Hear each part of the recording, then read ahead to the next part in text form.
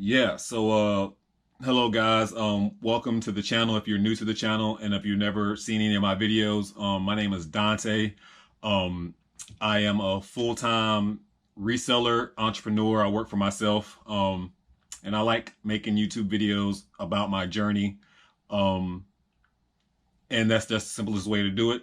For my normal subscribers, thank you for tuning in. And yes, this is the video where I'll explain why I went to prison. I guess I could say it in literally a few words or less. So for the people who really honestly don't care about my story and just want to know what I went to prison for, again, I think I said it in one of my previous videos. My charge was armed robbery.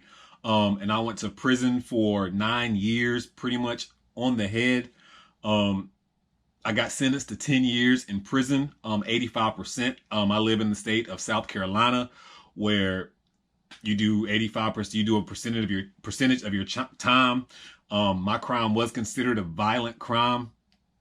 So I had to do that 85% instead of a 65% where I had an opportunity to go home early.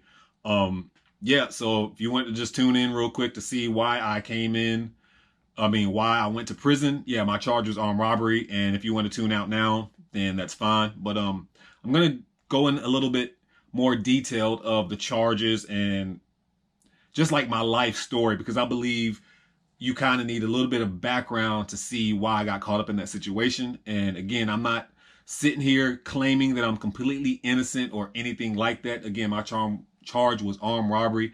But to me, I honestly believe that 10 years of my life, or that 10-year sentence, was obviously for, many reasons. I don't want to say because of my skin color, because, I know people who do time who are not who are not colored. So it's not about that. But I do know we live in a society where they do make it a little bit harder on people of color. Yeah, just the fact that, again, I got an armed robbery charge and I didn't have a gun. That alone in itself just speaks volumes of how the justice system is. And again, I'm not claiming that I'm innocent and I shouldn't have did any time. I'm not naive. I'm not dumb. But again, 10 years of my life was gone. Uh, and again, I'll get into the story right now. But again, like I said, for the people who just wanted to tune in real quick to know what my charge was, no, I'm not a pedophile. No, I didn't do anything, murder or anything crazy like that. My charge is armed robbery. And I actually didn't get out the car to rob anybody, but that is my charge. We had one gun. There was 3 people, and all of us got charged with armed robbery. Again, in my state, you get charged as the principal. If one person does a crime and you're there, you're going to get charged with that same crime. So if somebody would have got murdered in this situation, I would have been charged with murder or whatever the crime would have been. So I guess circumstances going into that day and that night. But before I get into all that, again, I'm sorry. I'm probably going to be rambling and go all over the place because I want to kind of give you a little bit of who I am in this video as well. Because I think that's important. The character behind the person is very, very important. And I was speaking to an individual the other day, and he came up to me and he wanted to know what my crime was. And again, I've said what I've done in my previous videos, but I understand that new subscribers come and they don't really understand to go back to my old videos to find where I spoke upon this. But I've never ever gone into detail. Again, I've said what my charge was, but I've never gone into detail of the events of that night. Yeah, so before I do that, I just want to say that yeah, I am 38 years old right now. I am a military brat. I was born in Germany. I was born to, I have a family, but pretty much a single mother, at the time. My father, the best word just to say is abandoned me. There's no way sugarcoating that. He knew where I was. He knew how to get in contact with me. It's not that hard. I didn't meet this man until I was like 16 years old. And then we had like a week together where I stayed at his house in his state. And then I left and pretty much never heard from this guy again. Yeah, but that's a whole nother story. But I think that's kind of imperative to the story because that fatherhood component that was missing out of my life is very, very important. And I hold that grudge till this day. I would love to say that I would have never gone to prison if I had a proper father figure in my life, but that may not be the case. I can't say that. I don't want to use that as an excuse, and it's not an excuse. I'm just speaking from my perspective of how life hit me. Again, I was a military brat. So if you don't know anything about military brats, that means my mother was in the military. We were constantly on the move. Every 3 years or so, I was always gone. I was never really stationary. I would come home to my family in Traveler's Rest when my mother would get deported overseas, or if she was far off or something like that. But wherever my mother was, I was. I spent time in Hawaii for 3 years, Louisiana, North Carolina. That's what I claim. South Carolina, Georgia. Again, I went back to Germany, so I've lived in Washington State. I've been pretty much all over the states. Being a military brat, you travel a lot. And again, my father, he was in the military as well. I will call him my father for the purposes of this video because he's a person who gave me life, but there is no relationship at all. I don't know this man. This man doesn't know me. He doesn't want to know me. And at this point in time in life, it is what it is. And that's okay. You know what I'm saying? It's not okay, but for the purposes of this video, I'm going to say it's okay. Yeah, so I'm going to just start off like when I was young. I wasn't the best child. You know, my mother was in the military. She was always gone at work. You know what I'm saying? I mean, that was her job. So there was really no, I don't want to say figure in my life. Looking back, when I think about like friends, like I don't have friends because of the fact that I was always on the move. So it's always trying to hard to fit in. I was always that kid trying to fit in. I was never popular anywhere I went. I was always, you know, I was shy. Like me doing YouTube videos is crazy because I'm so shy. Like even nowadays, like I'm very, very shy, especially people who don't know me. You wouldn't think that if you know me, obviously, because once I'm comfortable with you, obviously you get me. But I mean, like I'm very shy. I'm very timid. And I'm very emotional. I've always been an emotional person. I wear my emotions on my sleeve. And you're probably wondering like, what does all this have to do with you going to prison? It's just like background stories. So when I was a kid, like I said, I really didn't have like many friends. Of course I had like friends once in the blue moon, but then we would up and move and then I'd have to start over. And by the time like you really get that connection, you know, we'd up and move. So when it came to like going to school and stuff like that, again, I was that shy kid. And I mean, I was always skinny. You know, I used to talk. I didn't have a deep voice when I was a kid, obviously. I used to get picked on because I had like big ears, or I was like the kid that people always chose to make fun of, or, you know, and I really never had nobody like to talk to, or, you know, like I was always that kid. Nothing I ever did was good enough. It felt like, and again, it's not like I was the best kid, but it's just like when it came to like friendships and authenticness and like things, and I never got what I wanted as a kid. I would ask for something and I wouldn't get it. You know, not saying that I'm supposed to have stuff handed to me, but when you're a kid, you know, you want to ask for things and you don't get those things. So it's like, you know, it's disappointing. And I'm a kid. I don't have a job. I didn't have ways to make money. I didn't, you know. So I guess from there, as a child, you get around people who teach you things. And when I didn't have, I was hanging around other people who didn't have. And I guess that's who you gravitate with. So I can remember at like a very young age, like walking in stores, shoplifting. It would be small things like candy and just things like that. You know, so I guess that's who I was as a kid. I was a stealer. I stole items. Nothing that I'm proud of, but again, I mean, it was the only way that I felt that I can have. Asking my mother, well, this is no knock on my mother at all. This is just how they were raised, I assume, and it got put on us. But like asking my mother for things and you would get that no, like asking my mother for anything was very difficult for me in my life. Asking for things to this day right now is very difficult to ask anybody for anything. There's been times that I have had nothing, or like really had nothing, and I wouldn't ask for anything. Because I was always told no, you know, and I always told no. Always, it felt like. Always. I mean, I'm sure there's times I was told yes, but for the most part, like I never felt love. And it's going to sound bad because, I mean, where I'm at now as an adult, you know what I'm saying? Like, I feel that love that I was missing from, like, I don't know. I just want to continue. Let me continue. But So there was never that love that I felt. So I guess me going out and stealing and stuff, that's how I acquired what I wanted. It's not like I was stealing every day. It's just like when I got with my friends, I mean, we would go to the the shopette, and which is like a store on Barracks, and we there's candy I'd want. I didn't never had money. I didn't have a job. I was young. Again, I was always on my own. There was times I wanted to go with my mom to places, and I would get turned down. And like, I mean, again, so it was very hard on me. Being alone. I had a brother and sister, but they were never really around. They have different fathers. So like their dad was around them, but not me. I was always like, I'm a step, like I was about to say step brother, but I'm not. Like I'm a half brother. I'm not a whole brother to anybody. Like I'm alone. Like that's how I feel. Like deep down inside, like I'm alone. So when you're alone, you try to gravitate and try to reach out for like anybody or anything.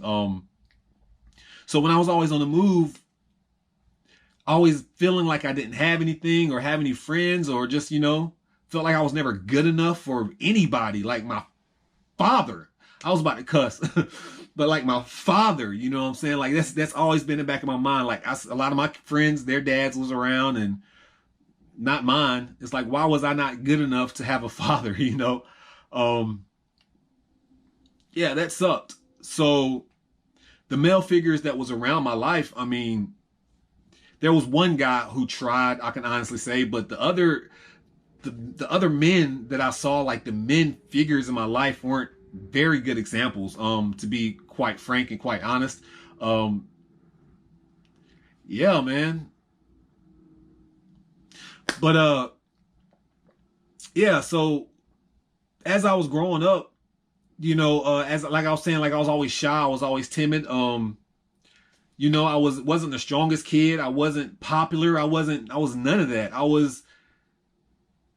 always felt alone, or always by myself, or always playing make believe, or always, in my room playing imaginary by myself for the most part. Like I really didn't have like a consistent friend until I moved to North Carolina as a teenager in high school.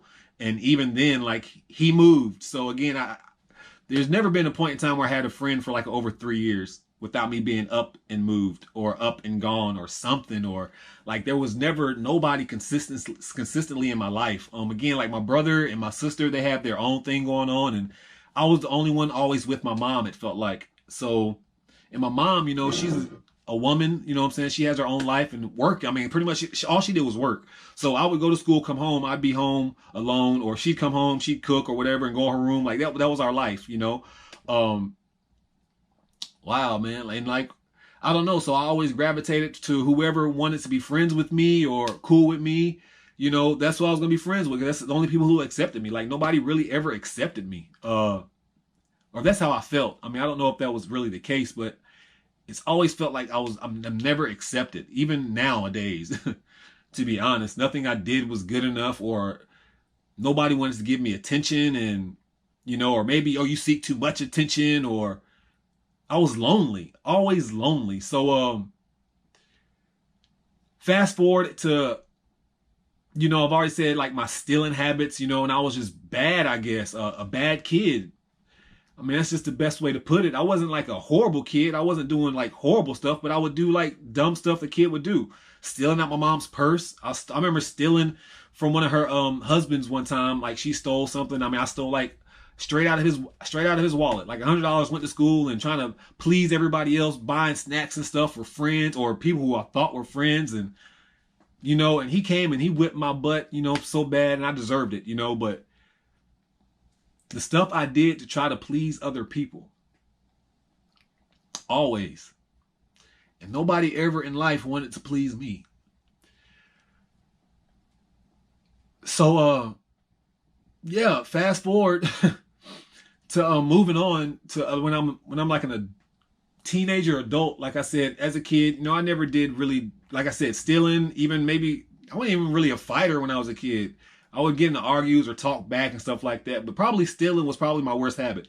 As a kid, teenager, we used to do things when I became a teenager. When I moved to North Carolina officially, and that was like my home base.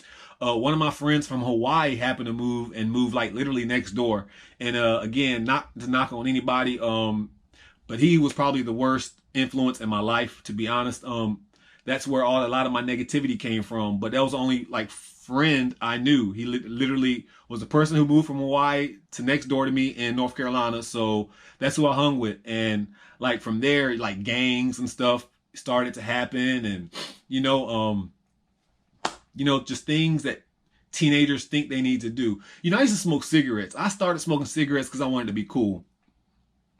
Let that sink in. Like, I started smoking cigarettes because I wanted to be cool. Like, that's the personality. Like, I wanted to fit in so bad with the world, and I never did. I was always the last person people relied on, or the last person, like, if my phone rang or somebody knocked on my doors because they needed something, or it's because maybe my mom was gone at work and they wanted to come and bring their girls over and have a good time, or it was never, I'm never had a genuine friend in my entire life. I'm 38 years old, and I can honestly say that. Like, at this point in time, I honestly, and people are going to get mad. Maybe one of my friends will watch this and be like, man, I'm your friend. But no, like, I don't have a genuine friend in my life. And I mean that. Like, I have friends. I have people who are acquaintances. I have people I can call and they might help if I needed something. But no, I don't have a consistent friend in my life. I've lived in places that people have never came to visit. Perfect example. I live in this house here. I've lived in this house over a year that nobody has ever came to visit. Like, when they say depression is real, like, it really, really is. I mean, there was a time like when Facebook first started and MySpace and all that stuff. If you looked at everybody's top 8 or top 10, I was never in anybody's top 8 or top 10, or I was never like somebody's best friend, I thought I had a best friend before, but after life moves on and what you can provide for them goes away, like they move on to somebody else who can provide. And, I guess I'm just, I don't know, I don't want to say, again, I've done a lot of bad things in my life. Back to when I was a teenager, like some of the things where I said like stealing was my thing. We used to like walk around in the neighborhood and like open car doors. And if they were unlocked, we would go in and see what we can find and take. The very first time I ever got in trouble was during this time. I was walking and we were breaking in cars, and one of my friends who I was with, I happened to find a gun in one of these cars that I was breaking into, and I don't condone any of this, obviously. Obviously, everything I'm telling you is just, I'm speaking from my experience, and I don't want anybody to get caught up in anything that I've ever done. Definitely not condoning any of this stupidness that I did. Or ignorance. It was clear ignorance because I didn't have, again, it goes back to like that proper figure, or that proper, mom is not a guy. Mom cannot teach a man things. At the end of the day, I even remember at times I was getting picked on because I was pretty much surrounded by females, like all the time, and I was speaking so girly. People used to make fun of me because I used to talk like a girl, walk like a girl. People used to call me a homosexual, gay, you know what I'm saying? Like all this other crate. Like I was bullied as a child. Yeah, that's pretty much like the best way to put it. Like even that's just like the best way to put it. So, me trying to fit in and trying to be cool and wanting to get away, I wanted to be the person to, fit in with the cool people, you know what I'm saying? These gang members, and I won't get picked on no more. I'm finally fitting in, and that was never ever the case. I was always being used or just like the guinea pig. But anyways, fast forward, breaking into these cars, ended up breaking into cars, and I found a gun. Long story short, the gun was a cop's. I'm the one who found the gun out the car. Ended up a few weeks later, I still had the gun in my possession. One of my friends, who haven't even had the same name as me, which is ironic, stole the gun from me. He got caught with the gun on school properties and then told on me. So that was my very first experience of dealing with the law showing up at my house, asking me about a gun that I didn't even have in my possession. But at the time, this is North Carolina. North Carolina laws are very, they're way more lenient than South Carolina. So anyways, I did end up getting charged with that. They sent me to like juvie or something like that for like a few days. I remember going like to county jail, my first experience in the county jail, and then ended up getting like probation if I didn't catch another charge for that year, because I was a juvenile still. and I didn't catch another charge or something like that. But anyways, fast forward, that's just pretty much like who I was as a kid. And then as an adult, I was a hard worker. I always had a job. That was never a problem for me. I may quit that job in 2 or 3 days, but I've always had a job. So that was never really a problem. So fast forward to this armed robbery charge. Yeah, I'm all over the place, and I'm sorry. Yeah, but fast forward to this armed robbery charge. I am like 20 something years old, obviously, and I'm an adult. Still going through daddy issues, you can say, or whatever, which I'm still going through those issues today. I'm very depressed. I don't know, like depression is real, but I didn't know at the time. I can go back on my Facebook and like MySpace and just see all the negative posts I used to post, and just like people would say, oh man, you're just like, asking for attention, or oh man, stop crying, or, you need to stop putting your business out on Facebook. But it was always a cry for help. That's what it really was deep down, a cry for help. And nobody really understood what it was. I'm not a bad person. At the end of the day, like I've always tried to be the best person I can for other people, even in my stealing adventures. And again, I'm not trying to say like, I used to steal for other people. Like it was like Robin Hood, stealing from the rich just to please my friends. Not saying that I was right, but I was blind. I was dumb. I was so naive. Trying to fit in. I mean, that's what that was. Stealing, and obviously you want stuff for yourself. But yeah, so breaking into cars, fast forward. Never really got into too much trouble after that, besides like maybe a few fights, stuff like that. But yeah, nothing really major. And then yeah, man. And then obviously my life, I keep coming around and start getting around certain people, and letting bad influences starting to happen. But I never really let too many bad influences. I don't know. It's weird. It's like it's crazy. Like I have a lot of friends who like cocaine and crack and a bunch of crazy drugs as I was coming up, but I always steered clear from that. Obviously marijuana was a different story for me, but like I always steered clear from stuff that I didn't want to participate in.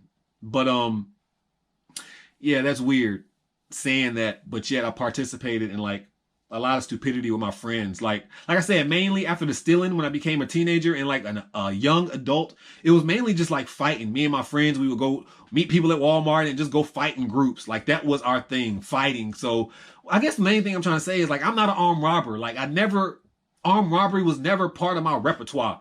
It was always like, I would go steal from Walmart when I was a kid, or like I said, stealing from my mom's purse, or you know what I'm saying, and stuff like that. Armed robbery was never ever something that I needed to do. It was never on my mind. We would have conversations like, hey, if we rob a bank, we would do this with the money. It was always money talk and hypothetical talk. It was never really like, yeah, I'm going to go rob a bank. Again, guys, yeah, so many opportunities for me to do dumb stuff in my life that I could have done and I didn't. Just going back to that, like some of the guys, when I was telling you, like my neighbor next door in North Carolina, the one who moved from Hawaii, like they got into some serious stuff. One dude ended up dying and all kinds of stuff, you know what I'm saying? But luckily, at some point in time, I joined the military when I was 17 years old. Just because, again, I did see the path that I was leading, you know what I'm saying, hanging out with like the wrong people and realizing like nobody really gives a crap about Tay. So I was like, my mom was in the military, so let me join the military. I did it for her, really, not myself, but I joined the military. So at 17, I kind of got uprooted and started a whole new life and became an adult immediately. I got moved to Germany, and while I was in Germany, long story short, I had a sergeant come who was not even in my platoon. He tried to tell me something that was wrong, and I told him I wasn't going to do it. We ended up having a scuffle. The MA ended up calling me out, and I'm a hothead, guys. Now I'm still a hothead. You call me out, I feel like I have to defend myself. Again, I was so shy. I remember one time I got punched in my eye and I didn't do anything about it. Ever since that day, I have been a hothead. And if anybody like comes at me any kind of way, like I will provoke a fight quicker than I should. But yeah, I was 17 at the time. Like I said, in the military, a young private, a sergeant, not even my platoon, tried to come at me sideways. And this is when we were getting shots. We were having to get shots because, again, I was in Germany, and in the military, you have to take shots every so often. And this is like one of those sessions where we had to take some shots. And again, I'm 17. A sergeant was trying to tell me to do something that I didn't have to do. And I was like, nah, I'm not doing it. And he was just very disrespectful to me. And I was like, man, you're not going to be talking to me like that. And pretty much in essence, he called me out, and he put his hands on me. And then when I end up trying to fight him, I got too out of hand. And long story short, I ended up getting arrested for the second time. This will be my second time ever getting arrested, and got sent into like military prison. I don't even think my family knows this, but I got sent into like military prison. And that day I made it in my mind. I was like, you know what? This dude put his hands on me first, and I'm the one here sitting in prison just because he is a sergeant. That day I was like really angry. I hated life. I remember just like crying in my cell, like over just like my life. Like, why does everything bad happen to me? And I was really in the right. So ended up getting out of that military. It was like a court martial, and I was just like bucking the system from there on. I told them I would not go back to work. I wouldn't do anything. My barracks was literally downstairs from where I worked. My job was I was 97 Yankee, pretty much a unit supply specialist. I would pretty much give out the supplies to everybody in my barracks, or I would, order supplies or whatever the case may be. Anyways, I just wouldn't go to work. So ended up getting a other than honorable thing out of the military. And like, it just seemed like from there, no matter, I was always in the wrong, even if I felt I was in the right. Again, if I'm in the wrong about something, guys, I will definitely take ownership. I'm that type of human being where I would love to say, if I'm wrong, I will say that I'm wrong. I will take whatever slap you want to give me, and I will move on. But in this particular case, like I said, I was completely right. The sergeant was completely wrong. The military took his back because he was a sergeant. Just because I was 17, they didn't care what I had to say. I felt wronged. I felt like, being a young black man, there's nothing for me in life. Again, depressing issues was really coming into play. Because there was a lot of things going on in my life at the time as well that I just don't even talk about. But, yeah, so I kind of like gave up in the military, came home, and then got back into that, the life of, that's when I fell into like smoking weed, and that's when the charge happened of like breaking into cars and all that. Yeah, so by the time I'm like 19, 20, my mom was pretty much fed up with me because I went to Newport News, and I was living in Virginia at the time, and I really didn't have any place to go. And she was like, well, yeah, you can't come here. So I went to South Carolina, and I've been in South Carolina ever since. And pretty much like running the streets. I felt abandoned, you know what I'm saying? Like, my grandmother has always been there for me, but you have rules with your grandma where you have to be home by like 9 o'clock, and my doors will be closed by this time, and you just don't want to be a burden to people. And like I said, I'm not the type of person who like to ask anybody for everything. So if you tell me I have to be home at 10 p.m. and it's 10 on 1, I'd rather sleep outside than come knock on your door. And I've done that several times. So yeah, it's just like, yeah. So anyways, fast forward to like this actual story that I want to get to. This video is way too long, guys, way too long, but, there's a lot of stuff I want to get off my chest. But fast forward to, I'm in South Carolina now officially after all that crap has happened. Again, I've always held a job, came to South Carolina, immediately got a job, and I've held a job ever since. There's not a time people can't say I didn't have a job unless I quit and got a job the next week or something like that. But even then I was a fake drug dealer. So it was like, I didn't need it. I always had the mindset to hustle. That's what I want to say. So whether it's that have 15 jobs, have 2 jobs. So, but armed robbery was never like a thing I needed to do. Hustling as in maybe other illegal stuff. Again, selling drugs. Even as an adult, me stealing from stores and stuff, I'm not doing that anymore. Again, I'm an adult. I'm not breaking into cars. I'm not doing dumb stuff. I'm an adult after military life. So this is my life now. I'm just working. Again, the worst that I'm doing at this time in my mid-20s MySpace era is I'm fighting in clubs, and every fight that I've ever been in, and you can fact check this, has not been for me. It's been for every one of my friends. I can remember times in clubs where I had female friends and dudes have been bothering them, and I'm like, hey man, they come to me, oh my God, Tay, this guy's bothering me. Can you please leave her alone? They get an attitude. Now I got to fight you because you want to disrespect my friends because you think I'm an easy win. And that's what it usually is. People think I'm an easy win and they end up getting beat up. That even happened in the prison and when I was locked up a lot. People think I'm an easy win and they end up getting beat up. But anyways, that's a whole nother story. And I don't win every fight, obviously, because I just told you I got punched in my eye and I didn't do nothing about it. But anyways, yeah, I think I was going off track. But yeah, so when I fight, I mean, every time I fight and stuff, it's like, it's really not for me. So I'm never really going out of, it's always for my friends. I mean, that's what it feels like. That's what it really, really honestly feels like. Me, that it goes back to me trying to fit in. So again, mid-20s, I'm always working. I hold a job. There's nothing I really need to do. But so life is continuing. I have a girlfriend at the time. So let's get to the story finally. So okay, I have a girlfriend at the time, and for purposes, I'm not gonna use anybody's names, just cause. So I have a girlfriend at the time. She has a friend. Her friend is dating this guy. I'm gonna call this guy Jim. So Jim is dating my girlfriend at the time, her best friend. So they live in a whole nother city. I caught this charge in Charleston, South Carolina. So they live at Charleston, South Carolina at this time. Me and my girl, we're doing okay, whatever, living life. Gets this call.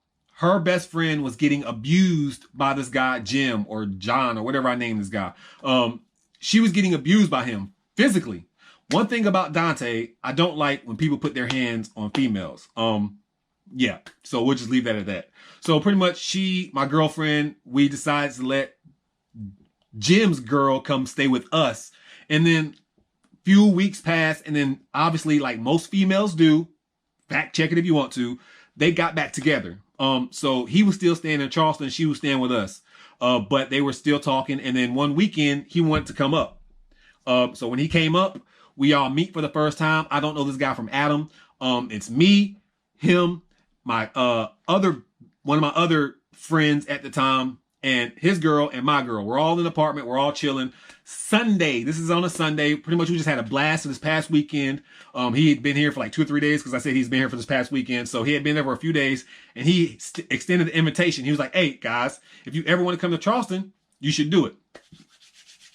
So being that this was like around a holiday, it was in October, and whatever holidays in October, Labor Day, whatever it is, we were like, yeah, we can do it. Might be Columbus Day. I don't know. But whatever the case may be, I know I was off for that next few days. And my friend at the time, he worked for the state. So he was off. So keep this in mind. My friend, he worked for the state. And I was working, I think I was probably working like Burger King or something like that. But I was a fake drug dealer too at the time too. So it's not like I needed money. So my friend worked for the state though.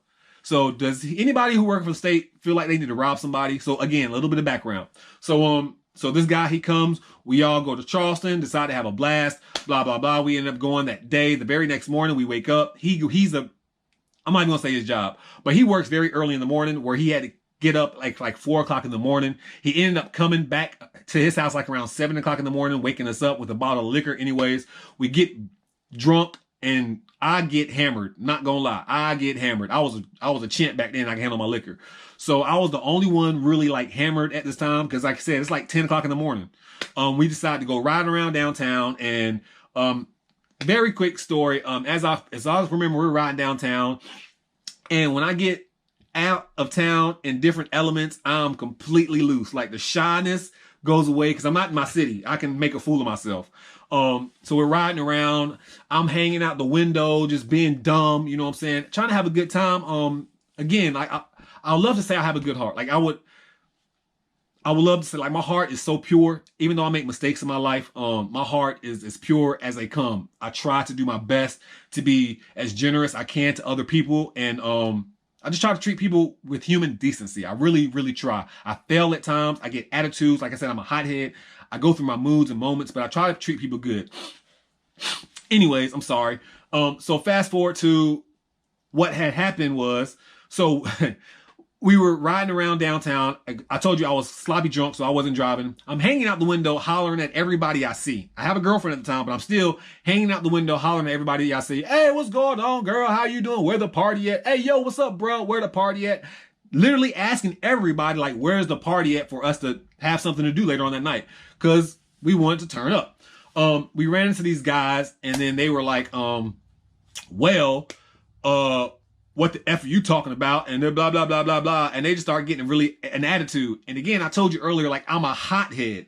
I tried to like null the situation a little bit, but they wasn't going for it. So I was like, man, who are you talking to? We'll get out the car. You know what I'm saying? I don't know who you're talking about. We'll get out the car right now.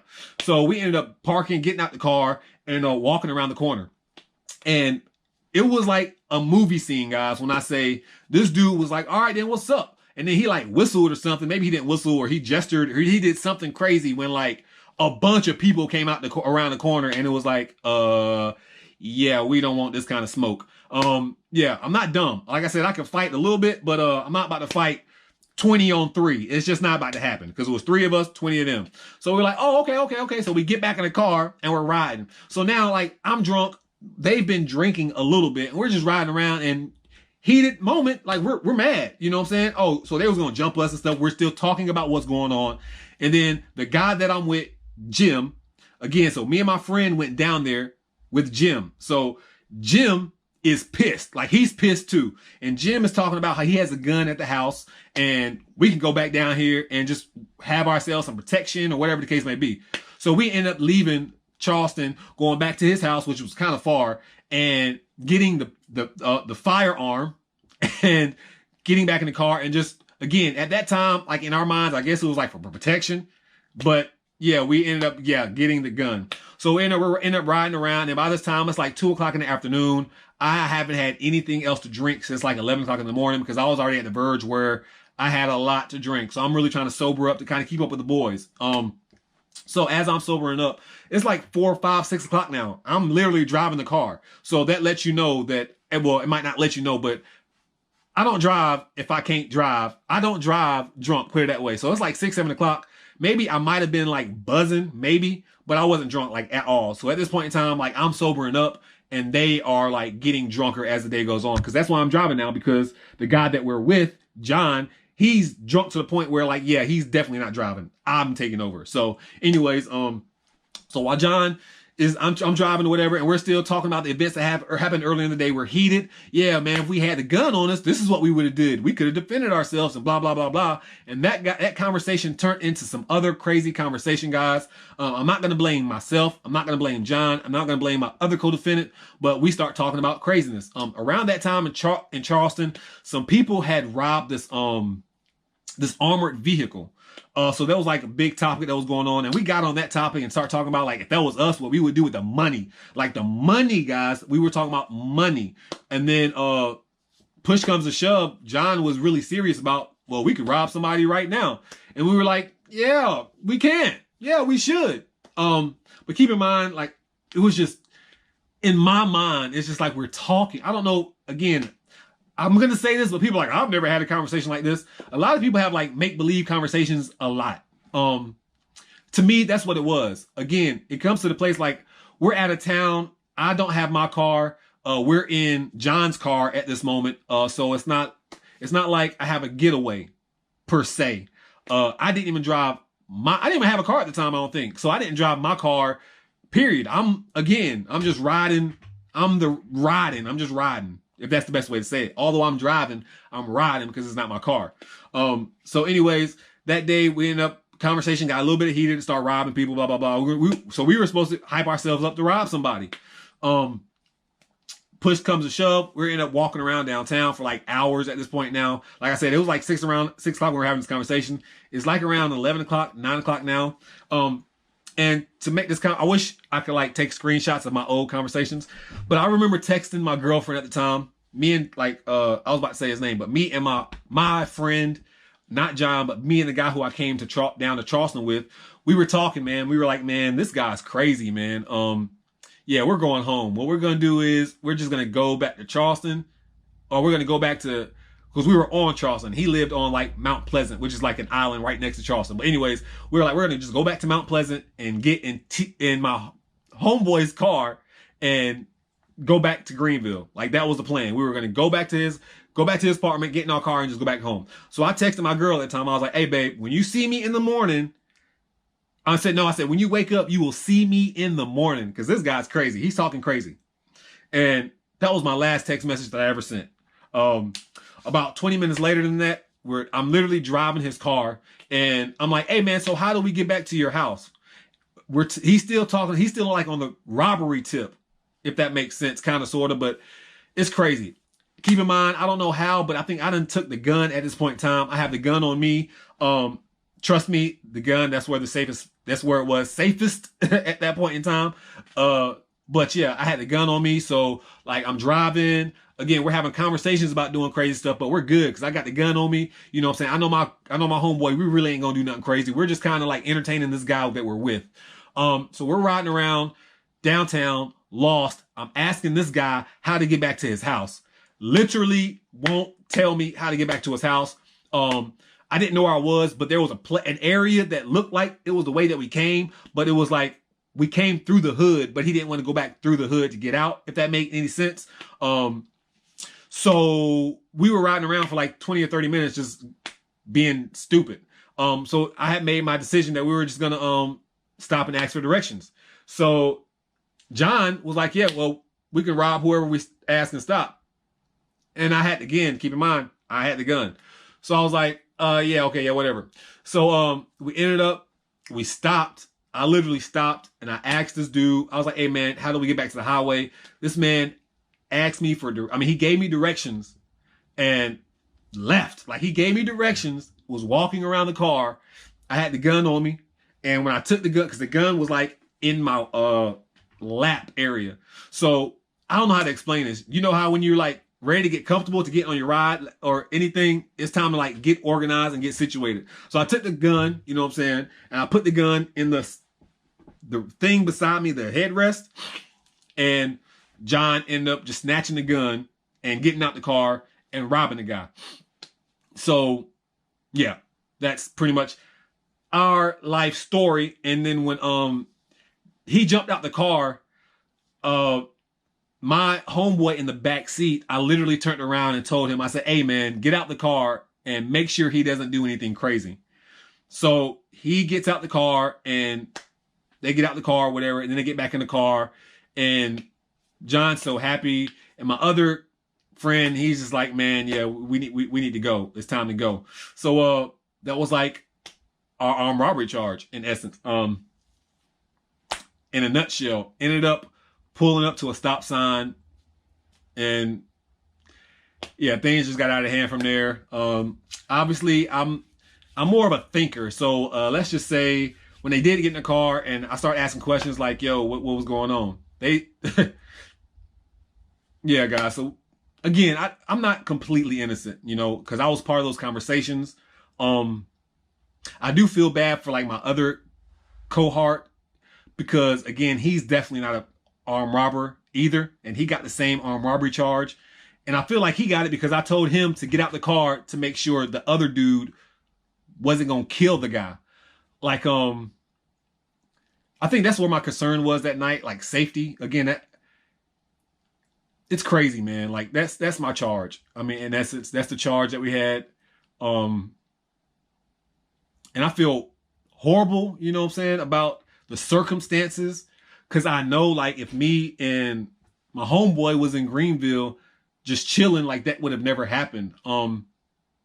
Again, I'm not sitting here saying I'm completely innocent because I took a part of those conversations. And when you take part of conversations with somebody you really don't know and they really about that life, like, you know, and you put yourself in that situation, you have to take some of the blame. But yeah, we ended up getting pulled over right before we even got to the bridge.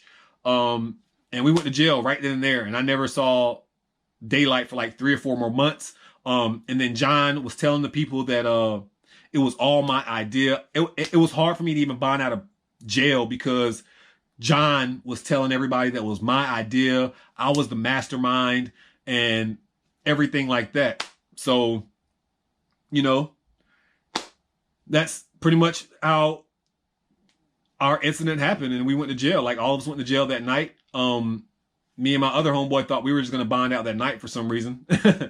And that didn't happen. Everybody ended up bonding out on their own separate ways. And I haven't talked to John since.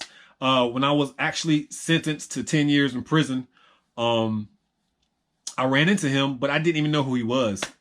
That's how much I knew this guy. Like, one day I was locked up, and I'm about to end this video very soon because it's very long. But I ended up running into John. I was handing out napkins in prison because that's like one of my jobs. I was working in the kitchen, and this guy comes up to me and he takes a napkin. And when I give him the napkin, I just look at him and stare at him. And he's like, what's going on? Like, he knows me immediately, but I'm looking at him like, you look so familiar. So then it dawned on me, like, this is John. That's how much I knew this guy, guys. Like, I spent enough time with him I saw him again in passing and really wasn't sure if that was him or not. I mean, he did look kind of different and everything, but it was definitely him because he got moved to another yard after that. But yeah, man. I always thought if I ever ran into him, like, bad things would happen, but you know, I was responsible too. But more importantly, my father is responsible. And a lot of you are going to be like, oh my God, he said his father is responsible. If you are a father and you're not dealing with your kids, man, you have no idea how that's affecting your kids' lives. Especially if you are a father out there and you know where your child is at. Like, you never know the positions that your child can be put in, the advice that you could have helped them with, or the path that you could have helped your child go down.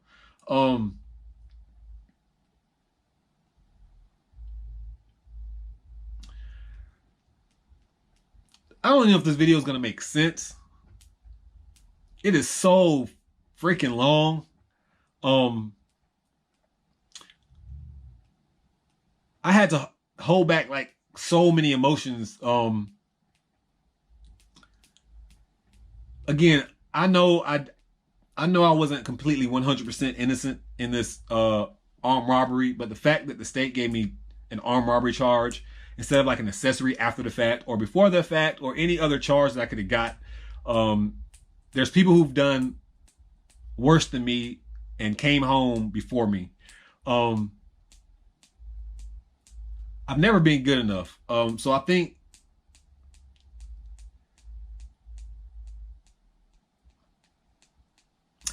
when I look back like on my time in prison and how my life ended up and where I'm at today, and everything happens for a reason. You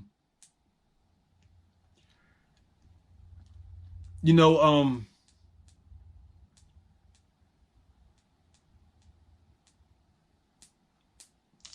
I hope this video made sense. I hope y'all got some clarity behind whatever you wanted to know. I hope my character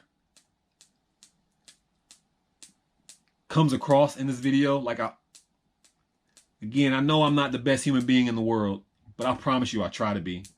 I fail often. I have issues that I deal with. I feel like so many bad things happen to me that outside of my control. But I keep pushing forward. I keep grinding. I keep trying to combat the negative thoughts. I keep trying to. Oh, I'm all over the place, man. I'm sorry, but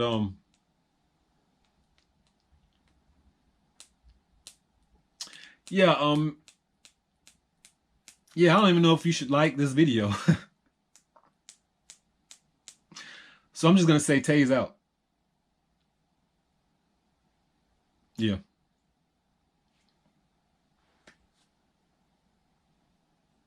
We're going to continue the prison story. And I mean, it does help getting the stuff out as well, too. I'm not even going to lie.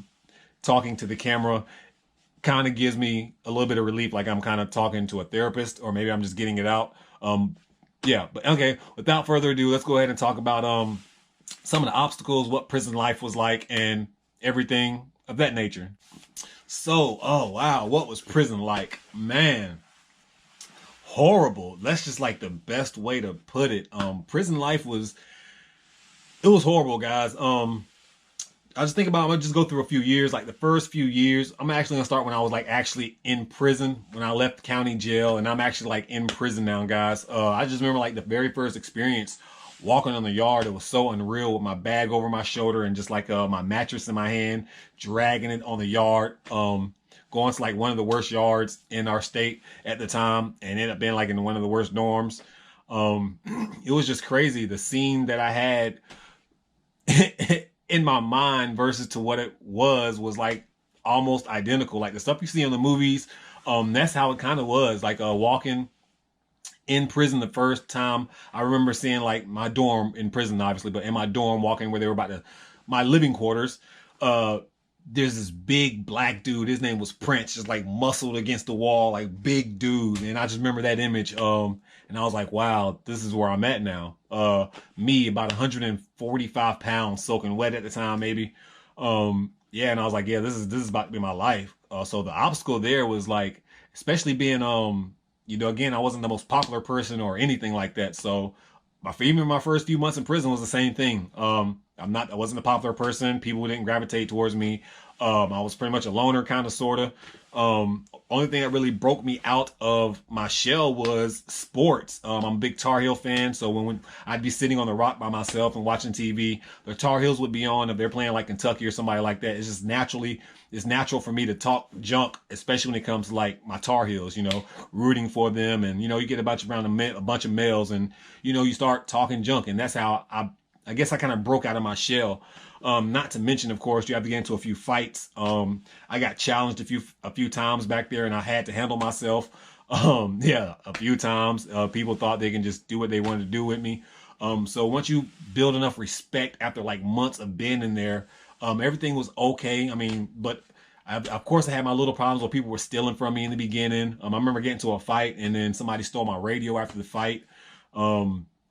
Yeah, like just people breaking in the lockers. It's just like it was bad stuff. Yeah, overall. And then mentally, the first few months I was okay because, I had a girl at the time, I had a good support system, literally for the first 4 or 5 months, maybe. And then, just like life happens and they fade away. But, the first year and a half she was around, like I said, in the county, she came to see me all the time when I was in the county. When you go down the road, it's a little bit more difficult to come to see somebody because you're further away and everything like that, and people have lives. But yeah, I don't want to say I don't think I ever saw her face when I was in prison. I really didn't see too many people's faces in prison, to be honest. So part of that obstacle too was like it was difficult because you literally by yourself. In prison again, it's just like my high school and elementary years all over again. Just pretty much by yourself in an environment that's not really healthy, to be honest. But again, I know I put myself there, so whatever. But just thinking that 10 years of this, how can I do this? I didn't think I was gonna make it. So when I was back there, like I said, my first few months, keeping to myself. Nobody would really want to hang and gravitate towards me until, you get challenged and you feel like you have to defend yourself and you have to fight. And, once you build up a reputation, like, okay, this guy, he's not no pushover, what I'm saying? He know how to defend himself. He's a talker. He'll talk if he got to, or, whatever the case may be. So years down the road, I developed that reputation where it was okay. But the first few 3-4 years, guys, oh my God, man. And then not to mention like, you start seeing the signs of like, I was the kind of guy when I first got locked up, when I was telling you I didn't have like a lot of friends. The year I got locked up was like my club year. So I was always going to like clubs and stuff like that. But we used to go to the club like 7 cars deep. Used to have like people who I'm thinking like are my best friends.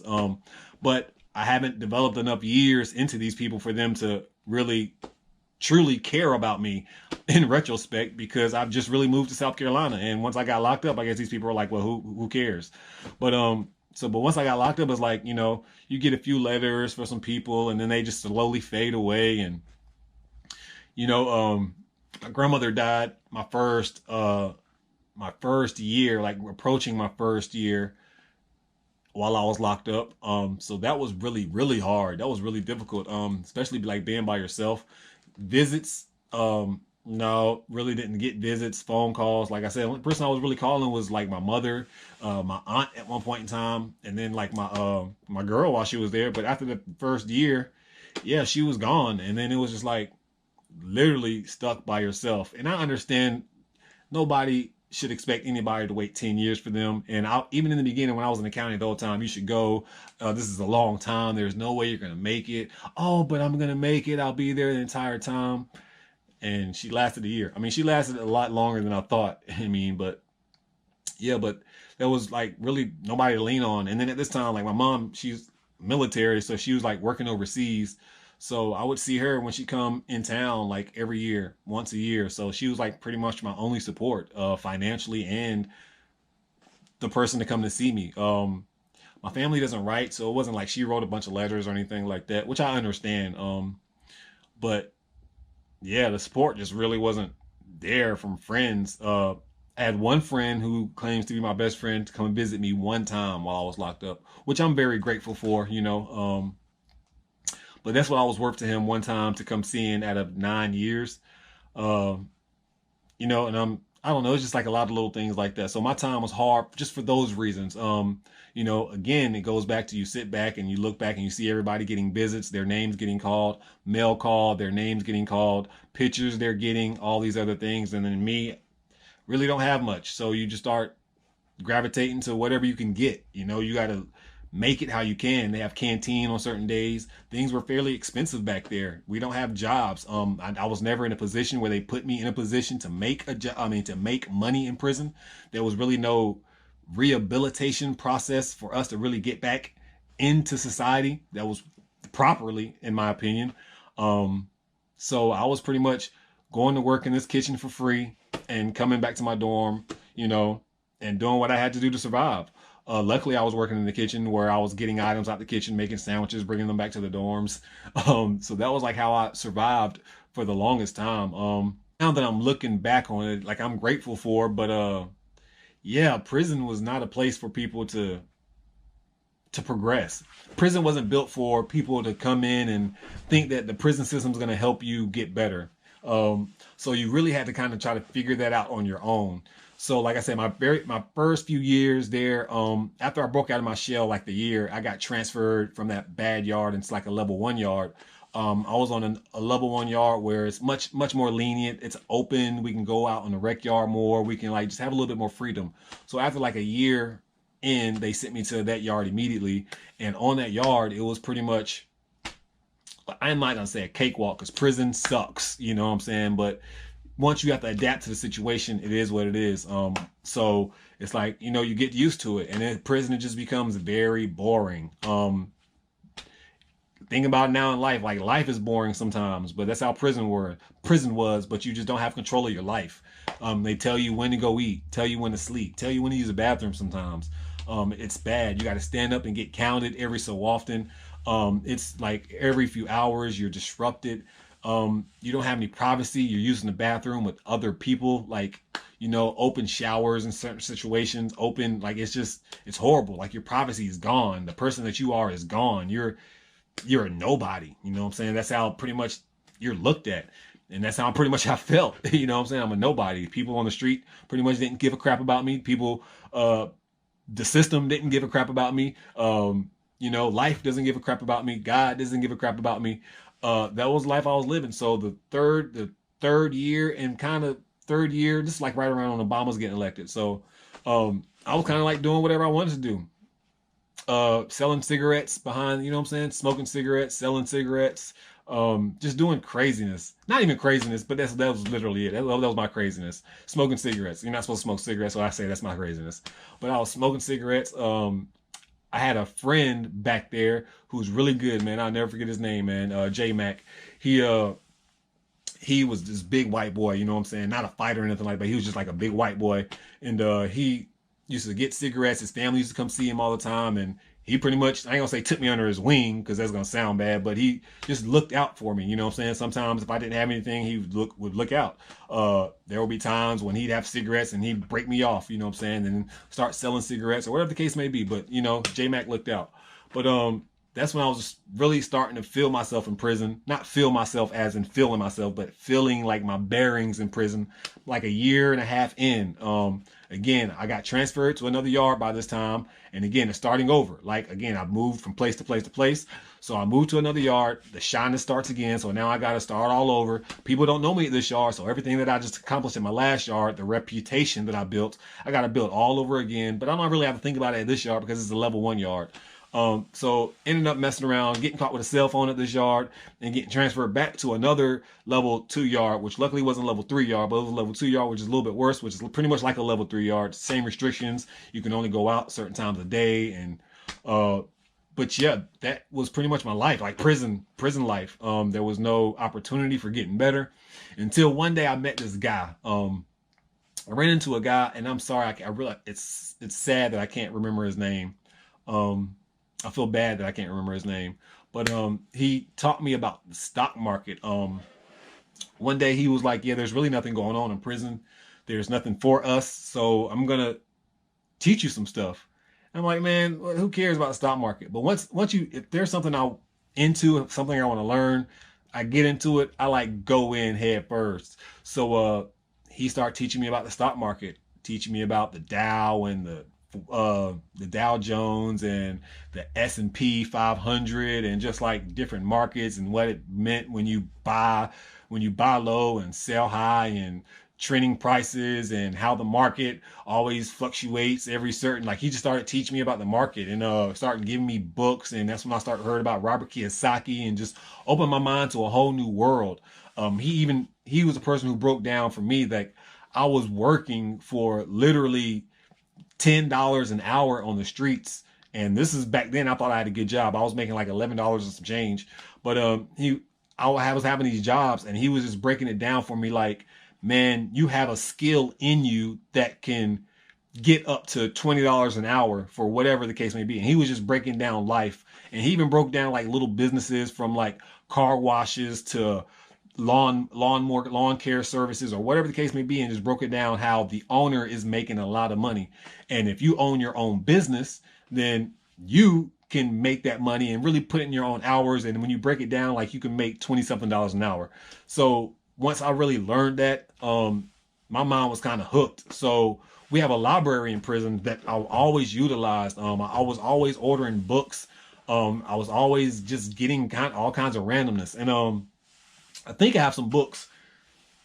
I don't know where. I have some books, probably, yes, actually in my little bookcase. I have some books from prison that I still have to this day.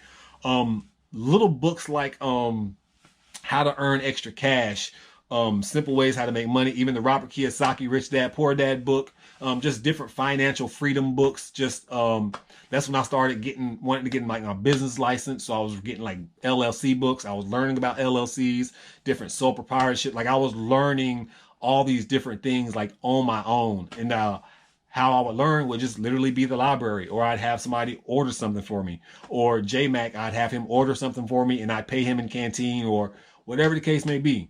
That's how the business mind frame came. And I've always been a hard worker. So the work part was really never there. It's just never been in the position. I think like that position, I never really had the opportunity to be in a position to, I guess, learn the stuff that I learned, or if I didn't, I don't know what I'm saying. But anyways, fast forward, that's how I got to like the niche to want to be my own man type stuff. But anyways, fast forward. So we're going on to a few years in to now. I've then been to yard because I said I got caught with that cell phone. I went to a level 2 yard, and this is where I want to say I really honed who I was in prison. By now, I've been in prison for years now, and people are coming from different yards and they know me. So it's kind of like I'm in my comfort zone. So now when I go to another yard, I'm recognizing people. So, you kind of get that familiar where you don't have to like completely start over. So, that's how, I mean, in prison, I really kept to myself, played board games, card games. Of course, sports time came around. I was a loud guy. There was times in prison where we have something called like the IRC. Pretty much is where we have a few members of the yard or inmates who were representatives for the yard, and we get on the board and try to improve the things that happen on the yard. Pretty much it's like politics for prisoners, or in prison. It's like we're the House of Representatives for the prisoners. You know what I'm saying? We get to go up there and try to help make rules and laws. And of course, the warden will veto them and tell them if they're good or bad. So I was on that board. So, which is kind of showed me like I had enough respect in prison for them to like put me on this board. Like you got to get voted for the IRC. and people, had enough respect for me to be able to go on there and speak for the guys. And so I really respected that. I spent a lot of my time in playing basketball. So all my little kid dreams about winning NBA championships and playing baseball in prison. So you have fun moments while you're locked up as well. So please don't take that away. But I would trade any sad moment of freedom for any of those fun moments in prison almost any day. Like I said, there was times we were playing basketball for having championship games in prison, like hardcore championship games. NBA players be complaining about playing 82 games a year or whatever the case may be. Man, them boys back there was playing every single day. If the doors was open on them hard concrete floors, they was out there balling. So yeah, that's what it was, man. Just out there living those kind of dreams. Like finally getting picked. You know what I'm saying? I had a skill that I never even known. I was a basketball player, guys. Like I didn't even know this. Get in prison, and I'm almost like, I'm not gonna say Kobe because that would be disrespectful. RIP, rest in peace.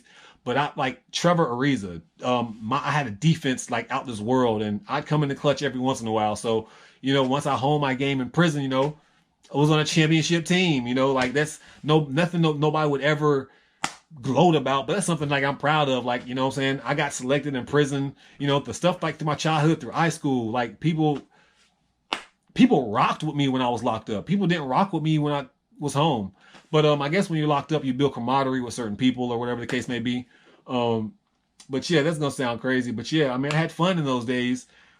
Just being respected. I guess that's what it was more about. I had enough respect in prison to, like I said, I was on the board for the IRC and helping making decisions, and we did a lot of good things for the prisoners. I would like to think, brought things into prison that was never in certain yards that I've been on. So just being on the IRC board was very helpful. That also helped me with like a business mind frame when it comes to like negotiating, because that having to negotiate with the warden and everything, that was pressure. And then I always told you, like I was always nervous and shy. That kind of prison broke a lot of that. It's still in me a little bit, but it broke a lot of that, because you can't be around a bunch of dudes and be the timid, shy guy. Like this, not gonna work. But yeah, there's a bunch of stories, guys, that like I just can't tell right now. There was one time in prison, guys. Like I said, I just want to say, like my last 2 years in prison, maybe I felt like a king, almost, because just the way I was treated. Never been respected like that, like I was in my life. The love that I felt just from the guys, the boys, walking in the dorm. I knew, what I'm saying? Like I knew where I was. I knew I was respected. I knew there was love there. I knew, what I'm saying? Again, the stuff, I guess the high school feeling I was feeling when I was locked up, like towards the end. In the beginning, no, still felt the high school stuff. But towards the end, yeah. That's the feeling I was getting. Like I said, I was just telling you about championships we was winning in prison in basketball. Like to me, that matters. That meant something. So and then so we were meeting all these people and building relationships. You know what I'm saying? Not only with other people, but like I said, I'm a learner, so I was learning like different religions and trying to find out who I am, who the Creator wants me to be. So times being in the Bible, just having. Yeah, there's just so many different things, you know what I'm saying? Just like there was, guys, there was one time that I got to be able to preach, for people. That was just so amazing. Like literally, there was a time like when you're in prison, you can sign up to go back to the county jail, because the county jail is so much better and you get a little bit more benefits. But I'll end up going to the county jail, and back in prison, I know you hear about jailhouse religion, but if you believe in God, you believe in God. So I believe in God. I am who I am right now, who I was locked up, and still. But I still love the Lord at the same time. So I think that's possible. I think it's possible to be who you are and still love the Lord, even though people are going to look down at some of your actions, some of the things that you do. I was always me. Like I said, guys, there was things I was doing back there in prison, but my heart was always there. And the things I do, like I said, I don't think I was like bad. I wasn't stealing from anybody in prison. I wasn't doing anything crazy.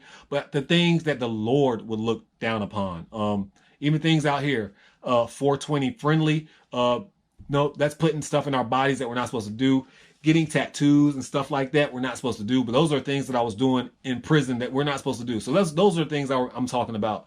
So I was having my relationship with the Lord and still being me at the same time, but I was discovering who the Lord was because me and him had had so many battles. And this isn't me preaching at all, but this is just me talking about my time. And the battle and discovery is a big part of my time, and I can't just like leave it out. I mean, it really, really is. So the discovery with who I am as a man, my relationship with God, like all that came into effect when I was locked up. The fatherhood issues, like that came into play as well. There was a time, you know, sitting down with preachers and just like that topic always has came up. The father thing. And it's been detrimental to my health. I mean, to be honest. Yeah, but prison happened for a reason because, again, my last name is different from my family's. I don't have the name of nobody. So, you know, in prison, I learned that I would always be alone. I guess that was like the place where I was starting to discover that it was okay to be alone. I wasn't quite there yet, but I mean, again, looking back, looking at my life now, like that's what I was set up for. Because even when I came home, and I know I'm jumping forward, like all the people that I was locked up with, the boys, you know, you would have friends back there, you know what I'm saying, that you would bid with for years, and you would make plans, and you would talk about this, and you would talk about that. But when people go home, none of that ever happens. People would go home, they would forget about you, or, you know, even the fact that I came home and I was still looking out for boys who was locked up. And when they came home, they didn't even hit me up, ain't said nothing. And when I say looked out, like people know what I'm talking about. Like I put money on people's books still because I'm me. I'm genuinely me. My heart has always been me. So I'm still looking out for people. I'm still going back to prison, guys, visiting certain people. So I was doing my part as a friend, and people just can't hold up to their end to the bargain. That's just what it is. Like in life, people can't hold up their end to the bargain in crap. I mean, that's just what it really boils down to. Yeah, friendships. Yeah. Anyways, new subject. So that discovery was something. I don't even know where I'm at again, just all over the place. But those were the challenges in prison, like being alone, thinking that you have friends and not thinking that your family and stuff who you think they're supposed to come visit you, but you know, their excuse is you put yourself there, but we're family. Doesn't matter what I did. You're supposed to come see me. We're friends. No matter what I did, you're still supposed to write those letters. You're still supposed to put money on my books. Like me having to call and beg you for all this stuff and people lying to you, say they're going to do stuff and then don't do it. That was the hardest part of being in prison, guys. Yeah, the hardest part of being in prison.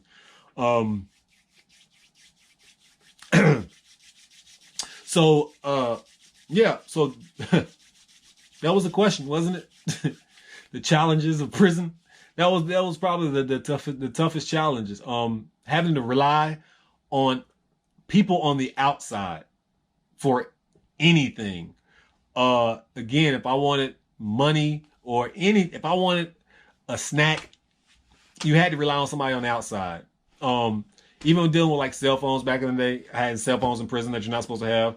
Calling people, asking for phone cards, and then people just won't do it or give you excuses. And trust me, guys, I hate asking people for anything. So I was in the worst situation ever in my life because every day I felt the need. I had to ask or rely on somebody else.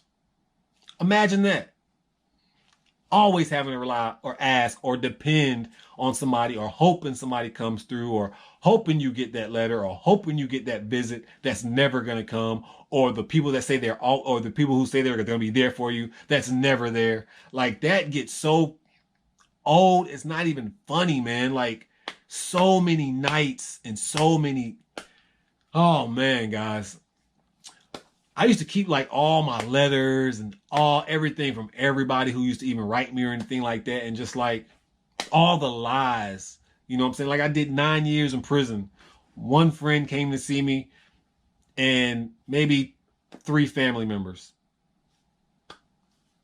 And my mom was the only one who come to see me on multiple occasions. And she was overseas. Every time she'd come see me. I had family in the area, few hour drive, and they wouldn't come see me. There was a time when I was literally right down the road from where I stayed, and still nobody came to see me. So, God, dog, man. I really hate, like, I don't get it, man. I don't get it. I really don't. But this video is kind of long right now at this point in time, and I don't even know how I'm gonna edit it down. I don't even know what flow of the video, how it's going, to be honest. Every time I do this and just talk in front of a camera now, it's like, especially when it's something that, it's like, guys, man, y'all don't know how much anger I have and resentment I have for people, human beings, for the love and stuff and energy that I put out and got disrespected. I came home, you know, and I'll give you a little preview of the last prison video of home. I came home with the mindset of, you know what? I had to ask for everything when I was locked up. Everything. I want people to ask me for stuff now. I want people to say, you know what? Look at Tay. I'm going to ask him for something. Like, you need me now. Like, that was my mindset. It may be the wrong mindset to have, but that was the mindset that I had. It was straight, you know what? Y'all said F me when I was locked up. You couldn't spare me a nickel. A nickel. And now that I'm home, you know how many people that I have blessed who just straight dissed me when I was locked up? And it's not about, like, you should never hold grudges, and it's not about that, and I know that. Trust me, I know that. But I'm just speaking to the camera, and I'm just being honest. So take this for whatever it's worth. I mean, if you want to hold me, I need to be held accountable. But if you want to bash me for the words I'm saying, it is what it is. There was a point in my life when I came home from prison that I was so good, and I was looking at people around me who was on the streets for 10 years. And now we're here. Like, we're here. Like, I'm really here. You know, like, I am already here. And it's crazy. And it's crazy. These same people who I would send letters to, these same people who I needed would not respond, would lie about come visiting me, would lie, or wouldn't send me money or anything. But now they're calling Tay's phone. They're messaging Tay inbox, talking about they need something, or, bro, can you help me?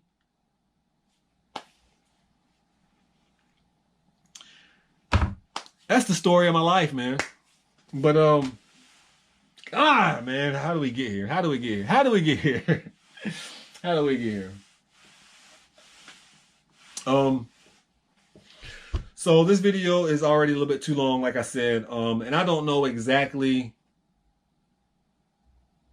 the subject matter that you want me to go in with these videos. Day-to-day life, obstacles, zombified, man. I mean, there were people in prison who were content. And they were telling me, like, yo, bro, you just got to get used to it. You know what I'm saying? You'll get used to it. Not one day did I not think about the streets. Not one day did I not think about wanting to come home, or think about all the opportunities that I may have lost, or what this felony thing is going to be on my record, or, like, not one day did I not have that I was depressed or misery didn't come over me. Every day. Every day. I may have been fine 23 hours of the day, but that 24th hour hit, laying in the bed or waking up in the middle of the night, yeah, depression, anger, just feeling like, again, like your life is over. Some people don't have an exit date. I had an exit date and I still didn't see light at the end of the tunnel. Like, that was day-to-day life. Again, being told what to do every day. You need to shave every day, cut your hair. Oh, you got whiskers on your face. Not even whiskers. When I went to prison, guys, I had no hair on my face. They made me shave so much. I grew a beard. Like, the way they treat you, disrespect you, like the food that they feed you.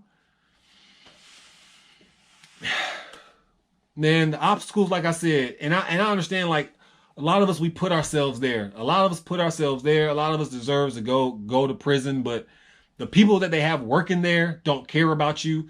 Some of them don't care about your safety. Some of them don't care about your well-being. There are people who are back there who are sick, who don't get medical attention. Like, it's horrible, guys. Like, the best thing about prison, it costs $5 for medical care. And the medical care you're going to get is 2 Advils. Oh, man. I don't know, man. Again, that's why I really don't like doing these videos without context or, I mean, I do everything freestyle anyway, guys. So I'm usually all over the place in my videos, but normally when I'm doing like a What Sold video or I'm trying to teach you video, I already know exactly what I'm talking about going in. When I create these prison videos, like, I literally turn the camera on and just start talking. And it brings back memories, and it brings back just, again, it made me a stronger person in the long run, you know, for the most part. But like, those were some horrible times, man. And it's not, again, not just for the way that you get treated in prison, but how you get treated by your family and friends. I mean, just like I said in my last video, if you are a father out there and you abandon your child, or you know where your child's at and you're not reaching out, if you are a loved one and you got somebody who's locked up and they reaching out to you, like, you might want to reach out to them too. You know what I'm saying? Like, you never know the thoughts that they have, man. Like, man, suicide, like, so many thoughts that go in people's minds. You know, you never know what day that thought's finally going to formulate, and they're just like, forget it. This is the day I try it. This is the day that, you know, that they've proven to me over and over and over that I'm nothing. Even though, I mean, that's what you are anyway. When you get locked up, you're nothing. They just throw you away. You're a number. You're not a name. They don't even call you by your name. Inmate. This. But yeah, man, the way they throw you and lock you up, it's like society does the same thing. Or me. I mean, not a lot of people. I mean, there are so many people back there as well who have no love from people that they know, you know. It's just a messed up world, man. The cycle, man. And I understand that. That's the sad part. Like, it's a cycle. It's literally a cycle of a broken home, broken family, broken children. The children don't have nowhere to run, nowhere to turn to. So let's say the mom and dad, they're fighting. They're constantly fighting, don't have time for the child or giving the child enough attention. The child then has to live life on their own. So that happens with a single family or a broken family, like the same scenarios. Child now is by themselves, running wild, discovering new things that they shouldn't maybe out there be discovering. Maybe if the parent were in their life like they were supposed to be, or maybe if they had both homes, or maybe if they had, I don't know. I mean, maybe, again, this is all maybes, and maybe it could be the child's fault too, obviously, but if proper structure, maybe if that's there in the proper home, then you have guidance to see the vision of what it's supposed to be. Like, again, the only vision I had of hard worker, do the right thing was my mom. And again, my mom is not a good example for a guy to live by. Like, today I can look back on it and be like, man, my mom is strong. She's a woman. Like, even back then I was like, my mom, she works all the time. I mean, that's how I look at it back then. But now it's like, my mom is strong. The crap that she had to go through. But as a child, I don't know that. I'm thinking, nobody loves me. Where's my attention? Okay, stuff over here. Let me go do this then. Let me terrorize this. Or maybe that's the thoughts going in a bunch of people's lives. So when that happens, that's ingrained into you. Mentally, I didn't grow up until I was locked up. I got locked up at 24 or 25 with the mentality of a 17-year-old, 18-year-old. I went in the military at 17 years old with the mentality of a 15, 14-year-old. Facts. I'm 38 now, and I probably have the mentality of like a 31-year-old now. Like that's, I mean, and that's all from, I just want to say, I mean, I grew up on TV. TV raised me. And I watched cartoons until I was 17, 18. So what does that tell you? The school system, like, don't get me wrong, like I was smart and educated enough to, if I wanted to get in the books, like I said, if I want to focus on something, like I can do it and I'm determined, I can definitely knock it out of the park. But again, when there's no guidance leading me the right way, and then the things that I wanted to do, there was no help or nothing to really back me in. So my only excuse is, hey, do what I want to do. Or, I don't know how to explain it, guys. Even with like my obsession with wrestling, you see I have all my Tar Heel stuff. I have a bunch of wrestling stuff too, guys. I'm a big wrestling fan. I go to all the live events. I even have another wrestling channel. But as a kid, I remember wanting to go to live events and getting told no, and just like breaking my heart, man. And it's like, that was the only thing that brought me peace, was wrestling. The only thing that brought me peace. I still watch wrestling to this day. Doesn't bring me as much peace as it used to, but I remember having a conversation with my significant about this. You know what I'm saying? I was like, you know what? Like, that's what I clung to as a kid, was wrestling, because that was my teacher. That's all I had. The only person that loved me was WWF or WWE. Even till this day, like, there's tickets all around here, guys, that you can't see. Wrestling tickets, like wrestling figures, wrestling. Like, that was my passion.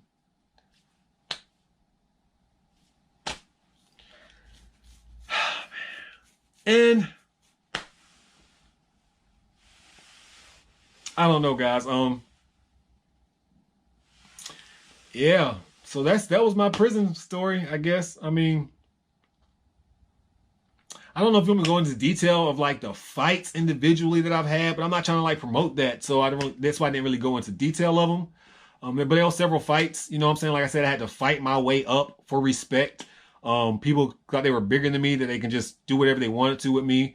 When it came to, like I told you, like the knowledge part, when it came to like stocks, and I just like indulged in anything. Like a lot of my free time, especially like when you're in like level 2 and 3 yards, because you're not in an open cell, so you're behind closed doors. I'll go to the library, read, have my radio, listen to the radio, read books all day, learn different things. There's times I might have it in this file.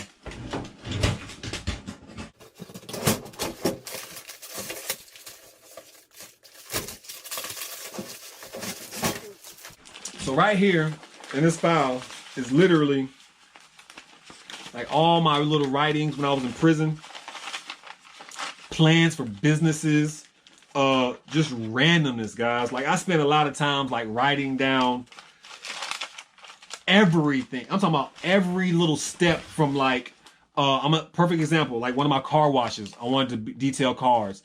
I broke down like how many employees I wanted to hire, how much I was on charge per car, how much it would cost to get the materials, how much it would cost just to drive to the building that I would want to get to work.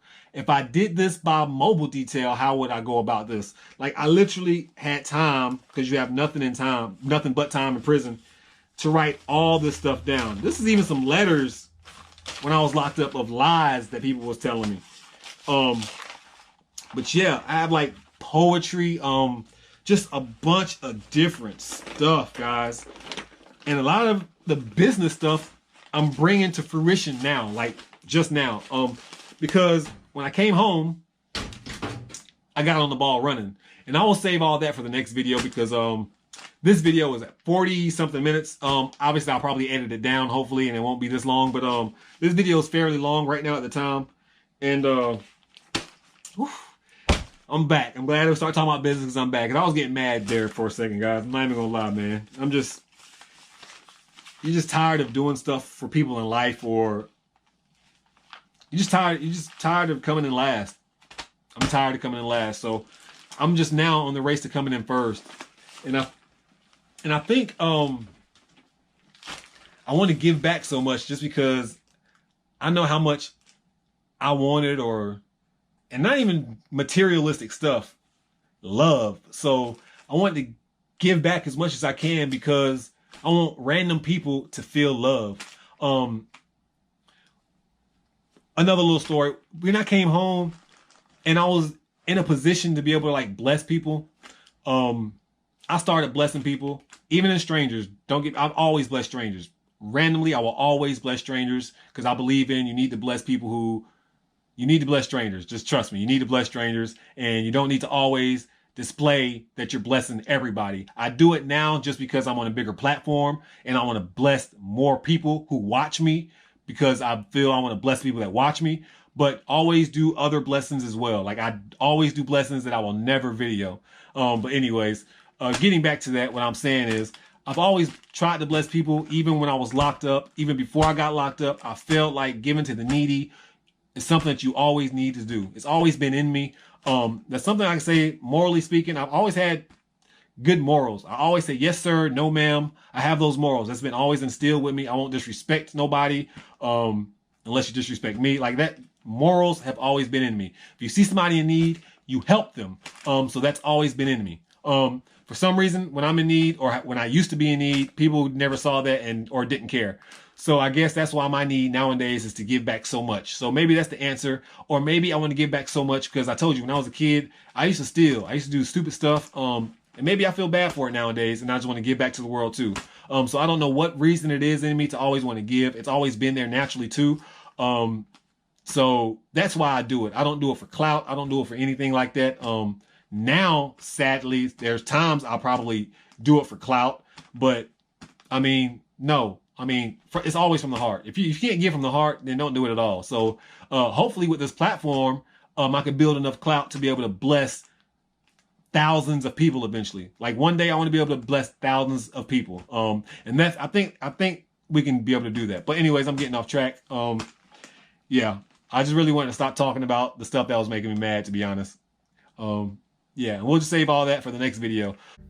What's going on, guys? It's your boy Tay, and today we're going to conclude the prison videos. I guess I'll probably will start off like the middle of my prison sentence. Like I said in my previous video, I was already learning how to do, just learning how to make money for myself through different ventures and through different books and some Robert Kiyosaki books. And I also took a course on one of Dave Ramsey's course. It is a Christian-based course, but some of the values that he teaches you about having your money make money for yourself really comes into play. And I learned that because when you're locked up, you really don't have money. Like I said, you don't have money, actual physical money. You have canteen, you have ramen noodles, you have honey buns, you have Coca-Colas and things of that nature. So that's the money that we pretty much played with. That was our money back there. And once you learn how to use that currency, work for yourself, you can use that same mindset to make dollars, make money for yourself as well. And that's just with anything. Like I said, I initially started with the stock market. So when I came home, that's what I probably was dealing with the most was the stock market. But then I got, by watching YouTube videos and watching certain people, I learned retail arbitrage, and I felt like I was making money quicker doing retail arbitrage than I was with the stock market coming home. But anyways, my mindset when I was locked up was, I didn't want to come home to nothing because obviously, you have the felony on your record. You don't know what you're going to do. You're worried. I mean, that's like one of the biggest worries I had to really deal with because I didn't know what my future would hold. Obviously, I had goals in mind and things that I wanted to accomplish. But again, prison didn't give me anything. It wasn't like they were setting me up for housing when I came home, or they wasn't setting me up for better education while I was locked up. So pretty much you were on your own. So one of the ways I was learning how to make money for myself was like in prison, people ran stores. So you would go get something from somebody. You would get one honey bun and they may charge you 2 for 1 or 3 for 5 or whatever the case may be. And after years of being in prison, I started seeing people do that. Then I started running like a little store or whatever the case may be and just start seeing profits come in that way. And then obviously another way that I do make money that I really don't talk about a lot the way, I like to gamble. We'll use that word. So people, they run tickets back there and I guess I'll use the word lucky. I don't have losing football seasons. I may have losing weeks, but I don't have losing football seasons, NASCAR seasons. So in the season as a whole, I was always making profits by like betting on certain games or betting on certain drivers, getting certain tickets. So I was using those methods to see like, wow, I'm investing this little bit and I'm making this come back to me. So I guess that's where my hunger started to come from when it came to like, wow, I can make profits and not really come home and just work for somebody. And then obviously, like I said, also I told you in my previous video that I used to be a stickler and I used to write like everything down. My goal was to come home and make roughly $40,000 a year. I thought if I ever could make anywhere between $38,000 and $40,000 a year, I could be happy and I could kind of retire and just be okay. Because a lot of us, we live beyond our means. Yeah, a lot of us, we live beyond our means. We live in houses that we really don't need. We drive cars that we don't really need. And we have luxuries and lifestyles that we want to afford, but we really can't or don't need to afford. So just perfect examples are like going to the clubs, even just going to the store every single day and buying sodas or buying candy from that store every single day. That's money that's going out your pocket that you really don't really think about. It's just loose money. You're buying it you're just doing it every single day. But that adds up. If I'm going to the store every single day and I'm buying a candy bar every single day, the candy bar is $1 and some change every single day. That dollar, that's 300 and roughly 80 something dollars per year that we're spending in candy bars. That's useless money going nowhere, money that we don't have. So just take that into account. When you go to the store, you're probably getting more than a candy bar. You're probably getting a candy bar and a drink and maybe a pack of gum, a pack of cigarettes, or whatever the case may be. So you just add that up and how many times that you go per year, and you can see the money that's kind of being wasteful. So this was already in my mind, and then like towards like a year before me coming home, Dave Ramsey had a course, and some words really always stuck out. Like every dollar needs to count. Every dollar needs to go somewhere. So taking Dave Ramsey's financial course, Financial Peace University, that really like just set me over the top. How to debt snowball, get out of debt, and everything like that. Like it was just mind opening to the ways of how society uses debt to really hold us down, and how you can be a millionaire and have a credit score of 500 and can't go get certain things because you don't have credit, but yet you can go buy the whole building and own them. Like you can't go rent from these people, but you can go buy from them. Like all this was eye-opening to me. Like being in the world, like this stuff should have been taught in school. Like this stuff should have been taught in prison. Like they should have been teaching us this stuff, long ago. Like we shouldn't have to find this stuff on our own. And luckily for that guy who introduced me into the stock market, just because, like I said, that was like the gateway drug into everything else when I got locked up, when it came to like making money and the hunger and the drive. But anyways, back to me saying I wanted to make $40,000 a year. I thought $40,000 a year was very sufficient. And I think it really is. I think if you're making $40,000 a year, you can really survive if you're married and have a child. $40,000 a year, you should be able to be okay. But obviously, a lot of households, if you have two working families, then let's say if somebody's making $40,000 a year and the other person's only working part-time and only making, let's say, bringing only $16,000 a year, you have over $50,000 a year house income, you should be okay. But a lot of households are barely even making that. A lot of households only make like around roughly $20,000 a year or something like that. So it's like, wow. So once you really break everything down and see the numbers and see where your money's going and see what it takes to survive, and like I broke down everything, guys. When I say like I knew if I smoked cigarettes, like how much that would cost me a month. So I broke like all that down. So I figured like roughly to be comfortable needed roughly around 30 something thousand dollars for me to live comfortably. That was for me to live straight comfortably. So that was my mindset when I was locked up. I was trying to figure out ways how to own my own business and things like that. And again, like I said, I will leave certain books and stuff in the description. If you want to go check those out, you can. But yeah, so on my way home, like I said, my very last year, I was running tickets a little bit. I would have people, and I would make money running tickets, or I would play tickets and I would hit a lot, and I would use that money. I would get honey buns and stuff, because when you win these games, you're putting honey buns down on a ticket. So prime example, let's say you play a 4-on-4. You put one honey bun down and you can win 4 times or 40 times your money. So you play 5-on-5, put $5 down and you can win like $125 back. So in essence, sometimes you would hit, sometimes you wouldn't. Playing these tickets are very hard.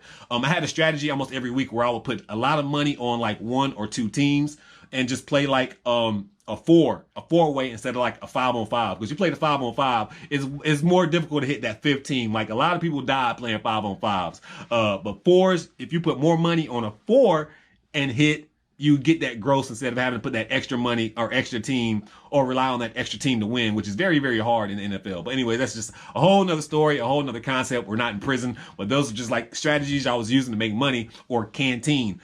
So with the canteen that I was earning every week off the NFL games and just the other little hustles that I had going on, I would literally just save all that stuff in my locker. And then let's say if Jim went to the store, I would go to Jim and be like, hey, Jim, what are you getting from the store?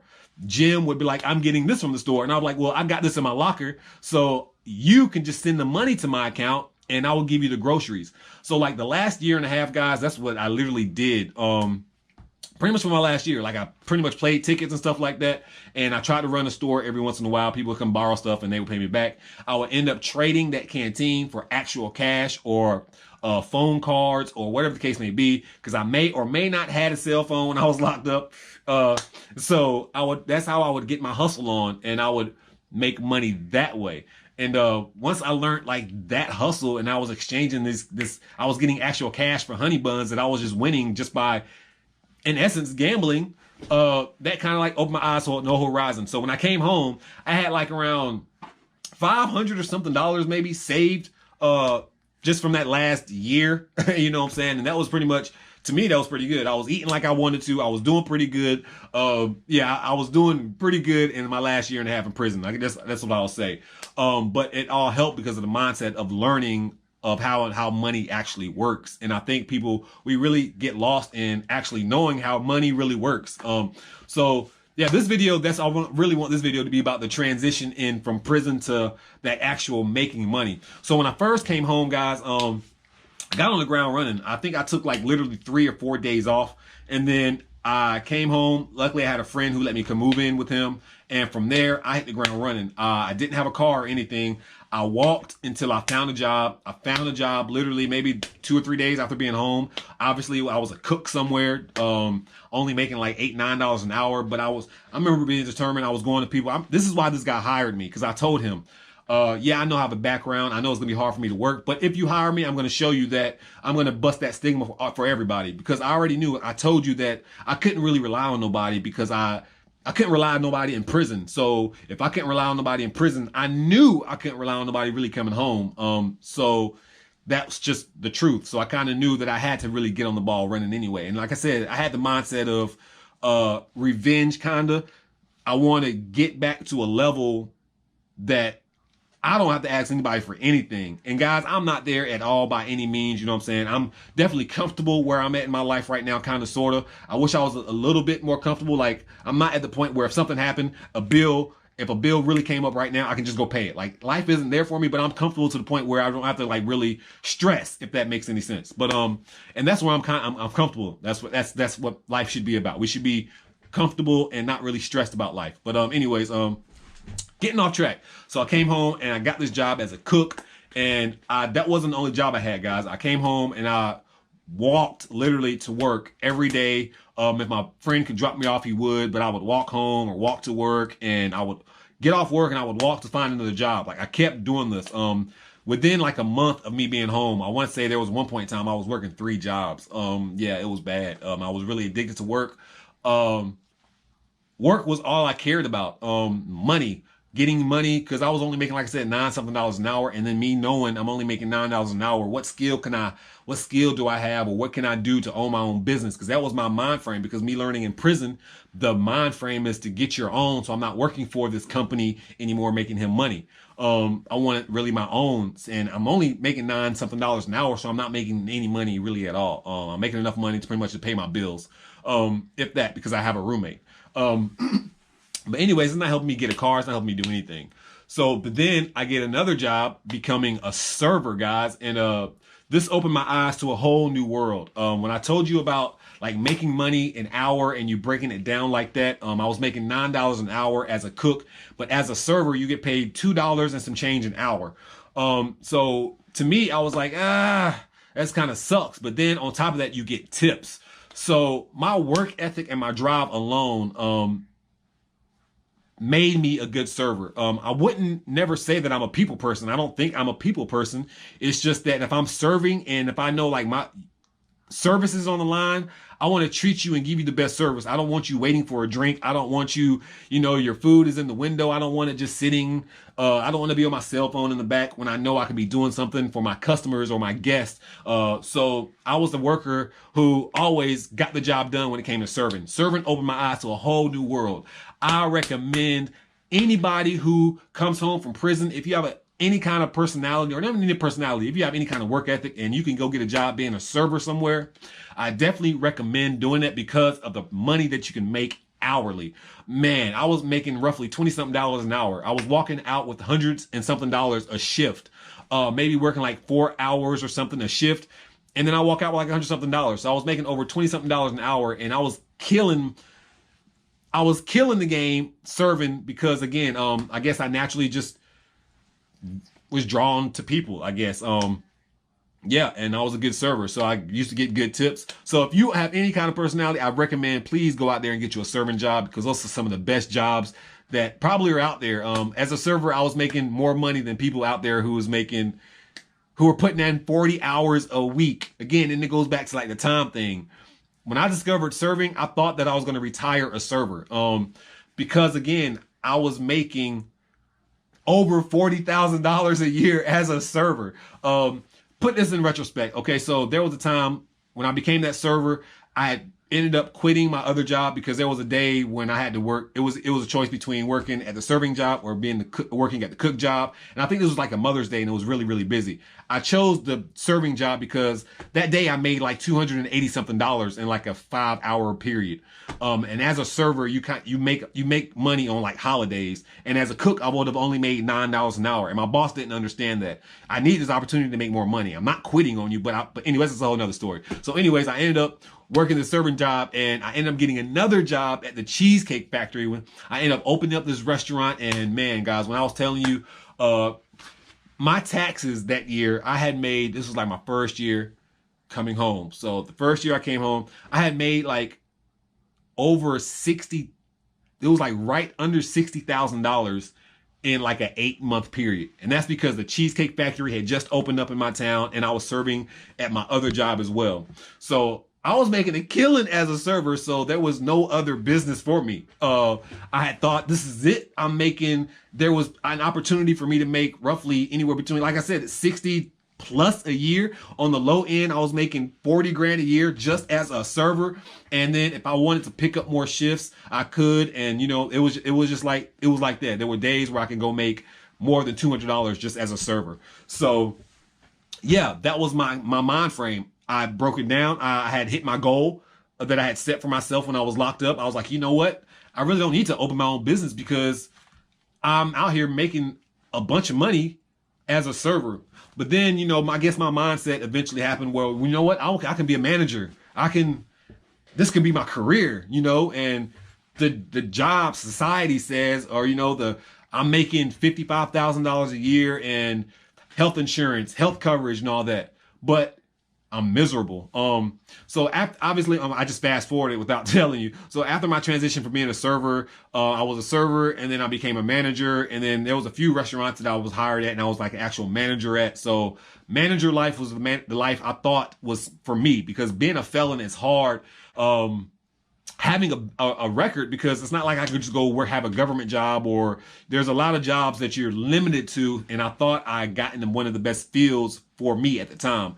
Like I said, being a server and then making that transition to them wanting to make me a manager, a guy with the armed robbery charge, a felon, and you want to make me a manager, controlling money and all of this stuff. So like that was very, to me, like important, and it made me feel so good. And, it just made me feel good. So that's the transition I took. I became a manager, nice base salary. I was making, $40,000 a year plus bonus, and our bonuses was lovely. Every month we was getting like anywhere between 12 to 20 something, 12 to $2,000 something in bonuses to bring up my yearly salary to like $60 something thousand a year. So I was doing this as a manager, but guys, I was miserable. I was miserable. Just like having, again, you're under somebody else even though I'm a manager, I still have a boss, you know what I'm saying? And my boss still has a boss. If you're not the owner, you still have people you need to like answer to, and people who have expectations that sometimes are unrealistic. I was miserable, guys, like literally miserable as a manager. Like server, I love being a server because I'm the best server in the world, and I just love being a server, being able to interact with certain people and just have. Don't get me wrong, you have certain people who are just but being a server, like I love it. I have a passion for it.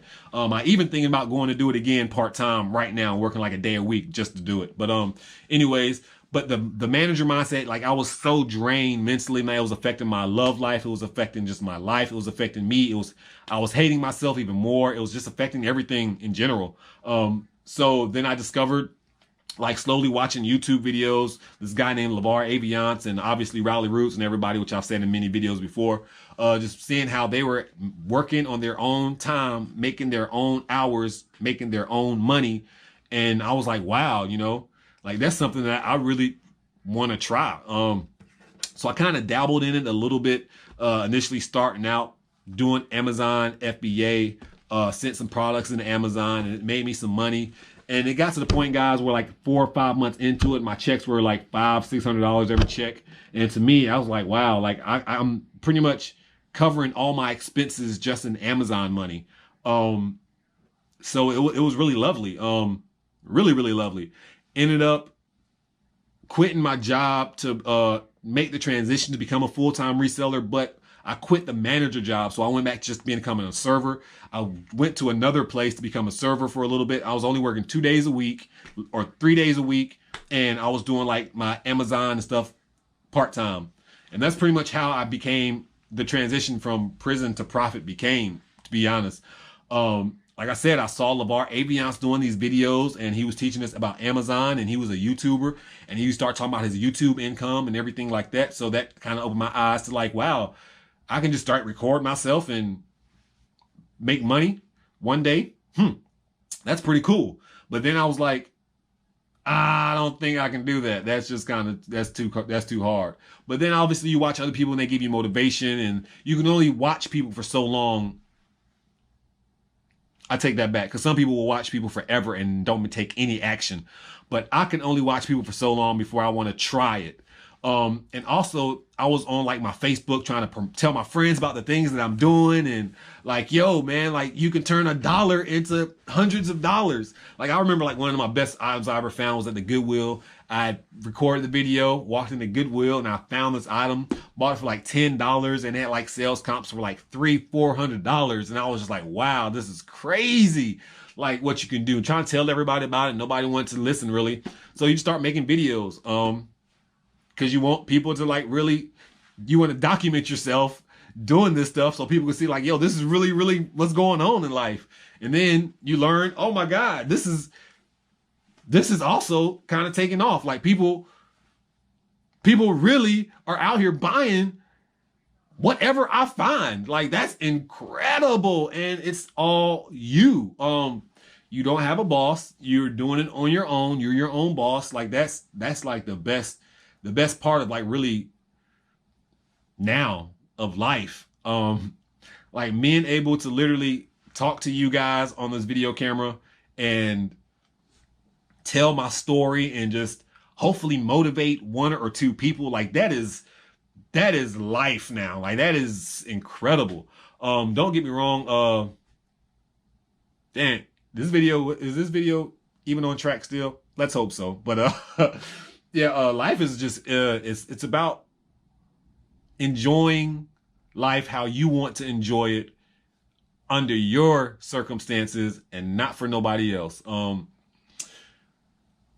Prison changed me in so many ways, man. It opened my eyes to like human beings and how we can't rely on anybody. It opened my eyes to how people will just lie to you. And it opened my eyes to loneliness and it's okay to be alone. And it opened my eyes to building a better relationship with God. It opened my eyes to the financial possibilities. It opened my eyes to the cruel world that we live in. It opened my eyes to so much. And Am I grateful for prison? No, because in retrospect, I don't think I ever was a bad human being. I think I was caught up in bad circumstances. I think my life wasn't the worst. So it's not like I had the worst life growing up or anything like that. But to me, emotionally and mentally, my life was not the best. And I think that kind of mattered the most. Even though my circumstances may not have been the worst, mentally my circumstances could have been better.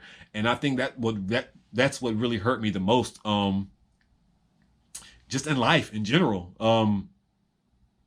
Yeah, mentally, nobody was there. And so I take all that today and I use that for motivation and drive and hopefully purpose to now make a change in the world, to talk to our youth or talk to people coming home from prison, to let them know like, hey, this is a door that you have. This is the avenue that you have. Trust me, we've been in the same shoes. I know what you've been through. But this is the route that you need to take now. This is the route that you need to look at. And it's not even about just retail arbitrage. I have a lot of friends, or I use that word, I have people who I was locked up with. When they came home, I encouraged them to get into the service industry because of the profitability of it. I mean, literally, servers are making good money. If you're a good server, I will take that back. Don't get me wrong. You have bad days. You have people who don't tip you at all. That happens. But overall, if you're a good server, you're paying, you can pay all your bills and some. Trust me, I know single mothers who are servers and they're out there making a killing.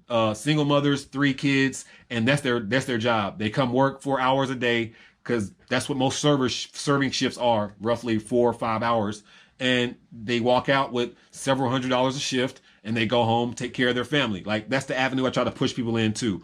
I also try to push people, like I said, there's so many different avenues out there to make money. And I hate that I don't document every single avenue, but hopefully I will. I'm getting there, getting more comfortable with YouTube a little bit. I still get nervous in some of my videos. Like, I was editing a video today and I was like watching myself and I was just so nervous making that video. And I can see it I can hear it in my voice when I edit that video. There's still things that I struggle with till this day. I still struggle with anger issues. I still struggle with emotional issues. I still struggle with like not being able to let the past completely go.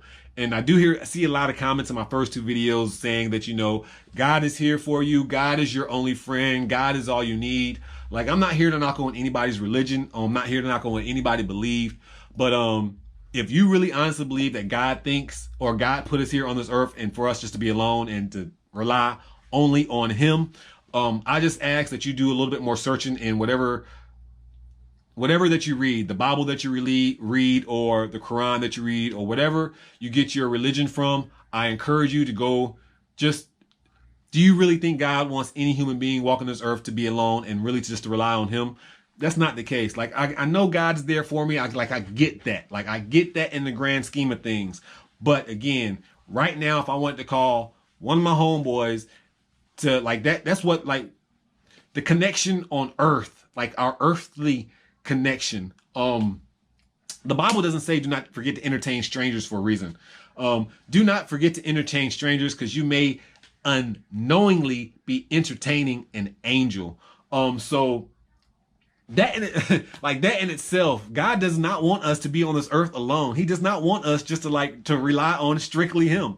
He wants us to rely on him, but not only him. Okay, that sounded wrong. But of course, he wants us to rely on only him when it comes to faith and stuff like that. But he wants you to rely on your friends. He wants you to love your neighbor. He wants, like, that's in the Bible too. Everybody just forgets that.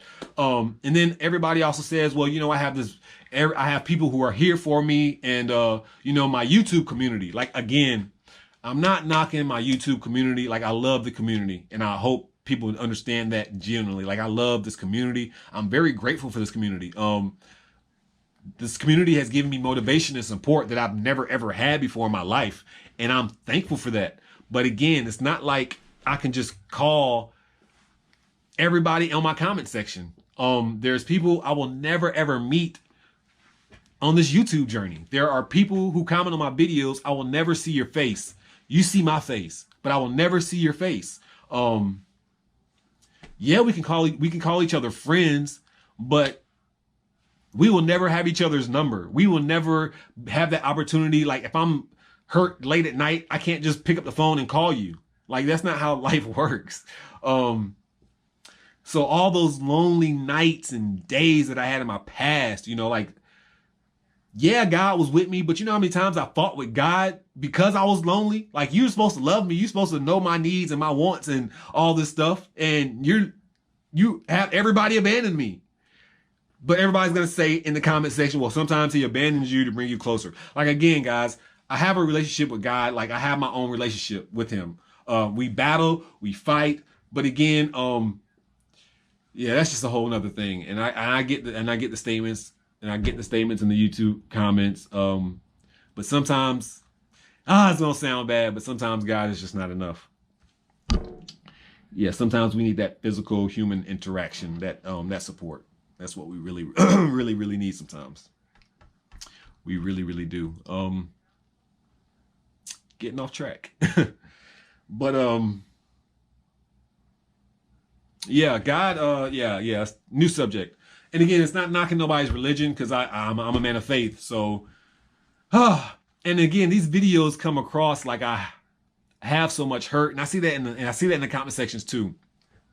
Like I hold so much hurt and stuff. Like I do, guys. Like that's okay. Like it's okay for me to hurt, but I'm not allowing that hurt to hold me back anymore. Like, I think that's the major difference. Like, it's okay to weep. It's okay to have sorrow. It's okay but how we let it affect us in the long run should be what we should be working on. Yeah, my father wasn't there for me. That's always going to hurt. That's always going to be there. I've had conversations with people who are older than me who say the same thing. Like that hurt will always be there. It's not fair that I didn't have a father. Like that's not fair to me. Like that's not fair. There's no shape or form about it. It's not fair to any human being who desires their father to be in their life and they weren't. Like it's not fair to any of us. It's not fair to any person to have a child and just leave them to die for their own. Like every situation is different, like I get that, some mothers want to keep their child away from the father. Some fathers just don't care. Like every situation is different, but no situation is fair where a child has to grow up in one of those situations. None of us asked to be here. Not one person on this earth asked to be here. That's reality. I know I didn't. I didn't ask to be here. I didn't ask for the life I led. I didn't ask for none of this. You know what I'm saying? If I was here, I would have asked for a nice family where my mother and father were involved in my life, where they actually wanted me to go to college and wanted to see me be successful, maybe in a sport, maybe actually be a cop, or maybe be, something, or one of those deep desires that I had as a kid, or that was inside of me that nobody really asked or cared to hear. Or again, I raised myself in essence, or TV raised me, or like, obviously I didn't, but I hope you get what I'm saying. Like, none of us asked for the positions that we are in. None of us asked, millionaires don't ask to be millionaires sometimes, and they have horrible lives. So like, I get everybody's situation's different. Everybody should be grateful in certain situations. Everybody's blessed in their own right. Like I get that, and I get I'm blessed. There's so many situations that I've been in that I could have been worse off. Like I did 9 years in prison. Me going in, never thought that me as the weak human being that I thought I was going into prison would have thought I would have made it out without way more scars than I have. Yeah, and that's just the best way to say that. Yeah. For me to go into prison and make it 9 years and come out, and to be in prison at one point in time, it's amazing. Like it's amazing I survived with my attitude problem that I had, and even nowadays, like it's amazing that I survived. But at the same time, it's all growth. So I took all that. It's like all growth, like the heartache and all that. It's growth. I don't want people thinking like I'm out here angry every day, because I'm not. Am I hurting every day? Sometimes, sometimes it hurts, sometimes it doesn't. It just depends on on life, but I'm sure you understand. I saw a comment and somebody said they just want to make sure that my subscribers know that like I'm okay. And if any of these videos came across like I'm not okay, like I'm okay, guys. There was a point in time where I thought taking my life was the best thing and may have attempted it, and but like that's like those parts of me have died. So like I understand that my father's a piece of shit. I understand that I am a good person. Like I understand that I am a good friend that people I don't know what to say. I don't want to use the word neglect, but I'm a good friend that people in a few years they're gonna look back and be like, why did Dante disappear from my life? Oh man, that's right. Because I was crappy to him. I'm just in a transitional period in my life right now. So it's a period where, last year was the battle last year is like one of the hardest years of the father thing, but it's not over with, but that battle is pretty much won. To me, again, he's just a human being who, like, I am a good person. He had a good son. So you lost out on a good son. That's just how I look at that. You lost out on a good son. I'm a good human being. I treat people with kindness and respect. So yeah, that's his loss. And that's how I look at that. The prison thing, yeah, I did all that time. I can't take none of that time back. I look at it now, like I did a lot of things in my life to where I could have probably gotten that much time. So maybe I did deserve it in the long run. Maybe that was my karma. Maybe that was my position to set me back those 9 years so I can see the future forward. Like, maybe when I'm 40 and above, that maybe I'll be able to say, wow, that 9 years that I learned those things in prison, those books I read, look at me now. Like, look at the businesses I own. Look at all. So I look at prison as a positive, but doesn't mean I would ever go back. I look at my life as I'm still learning, guys. Like I don't know. I'm still learning. I'm still learning where I ultimately think my place is in this life. I want to be so helpful. I want to be able to, in a few years, to reach out and just go do conventions and just talk to people and just tell them ways not to only to avoid prison, but to be able to look at new ways to become your own man, owning your own business, doing your own thing, watching how your money makes money for you. I think financial education is very important. I think prison education and reform is important.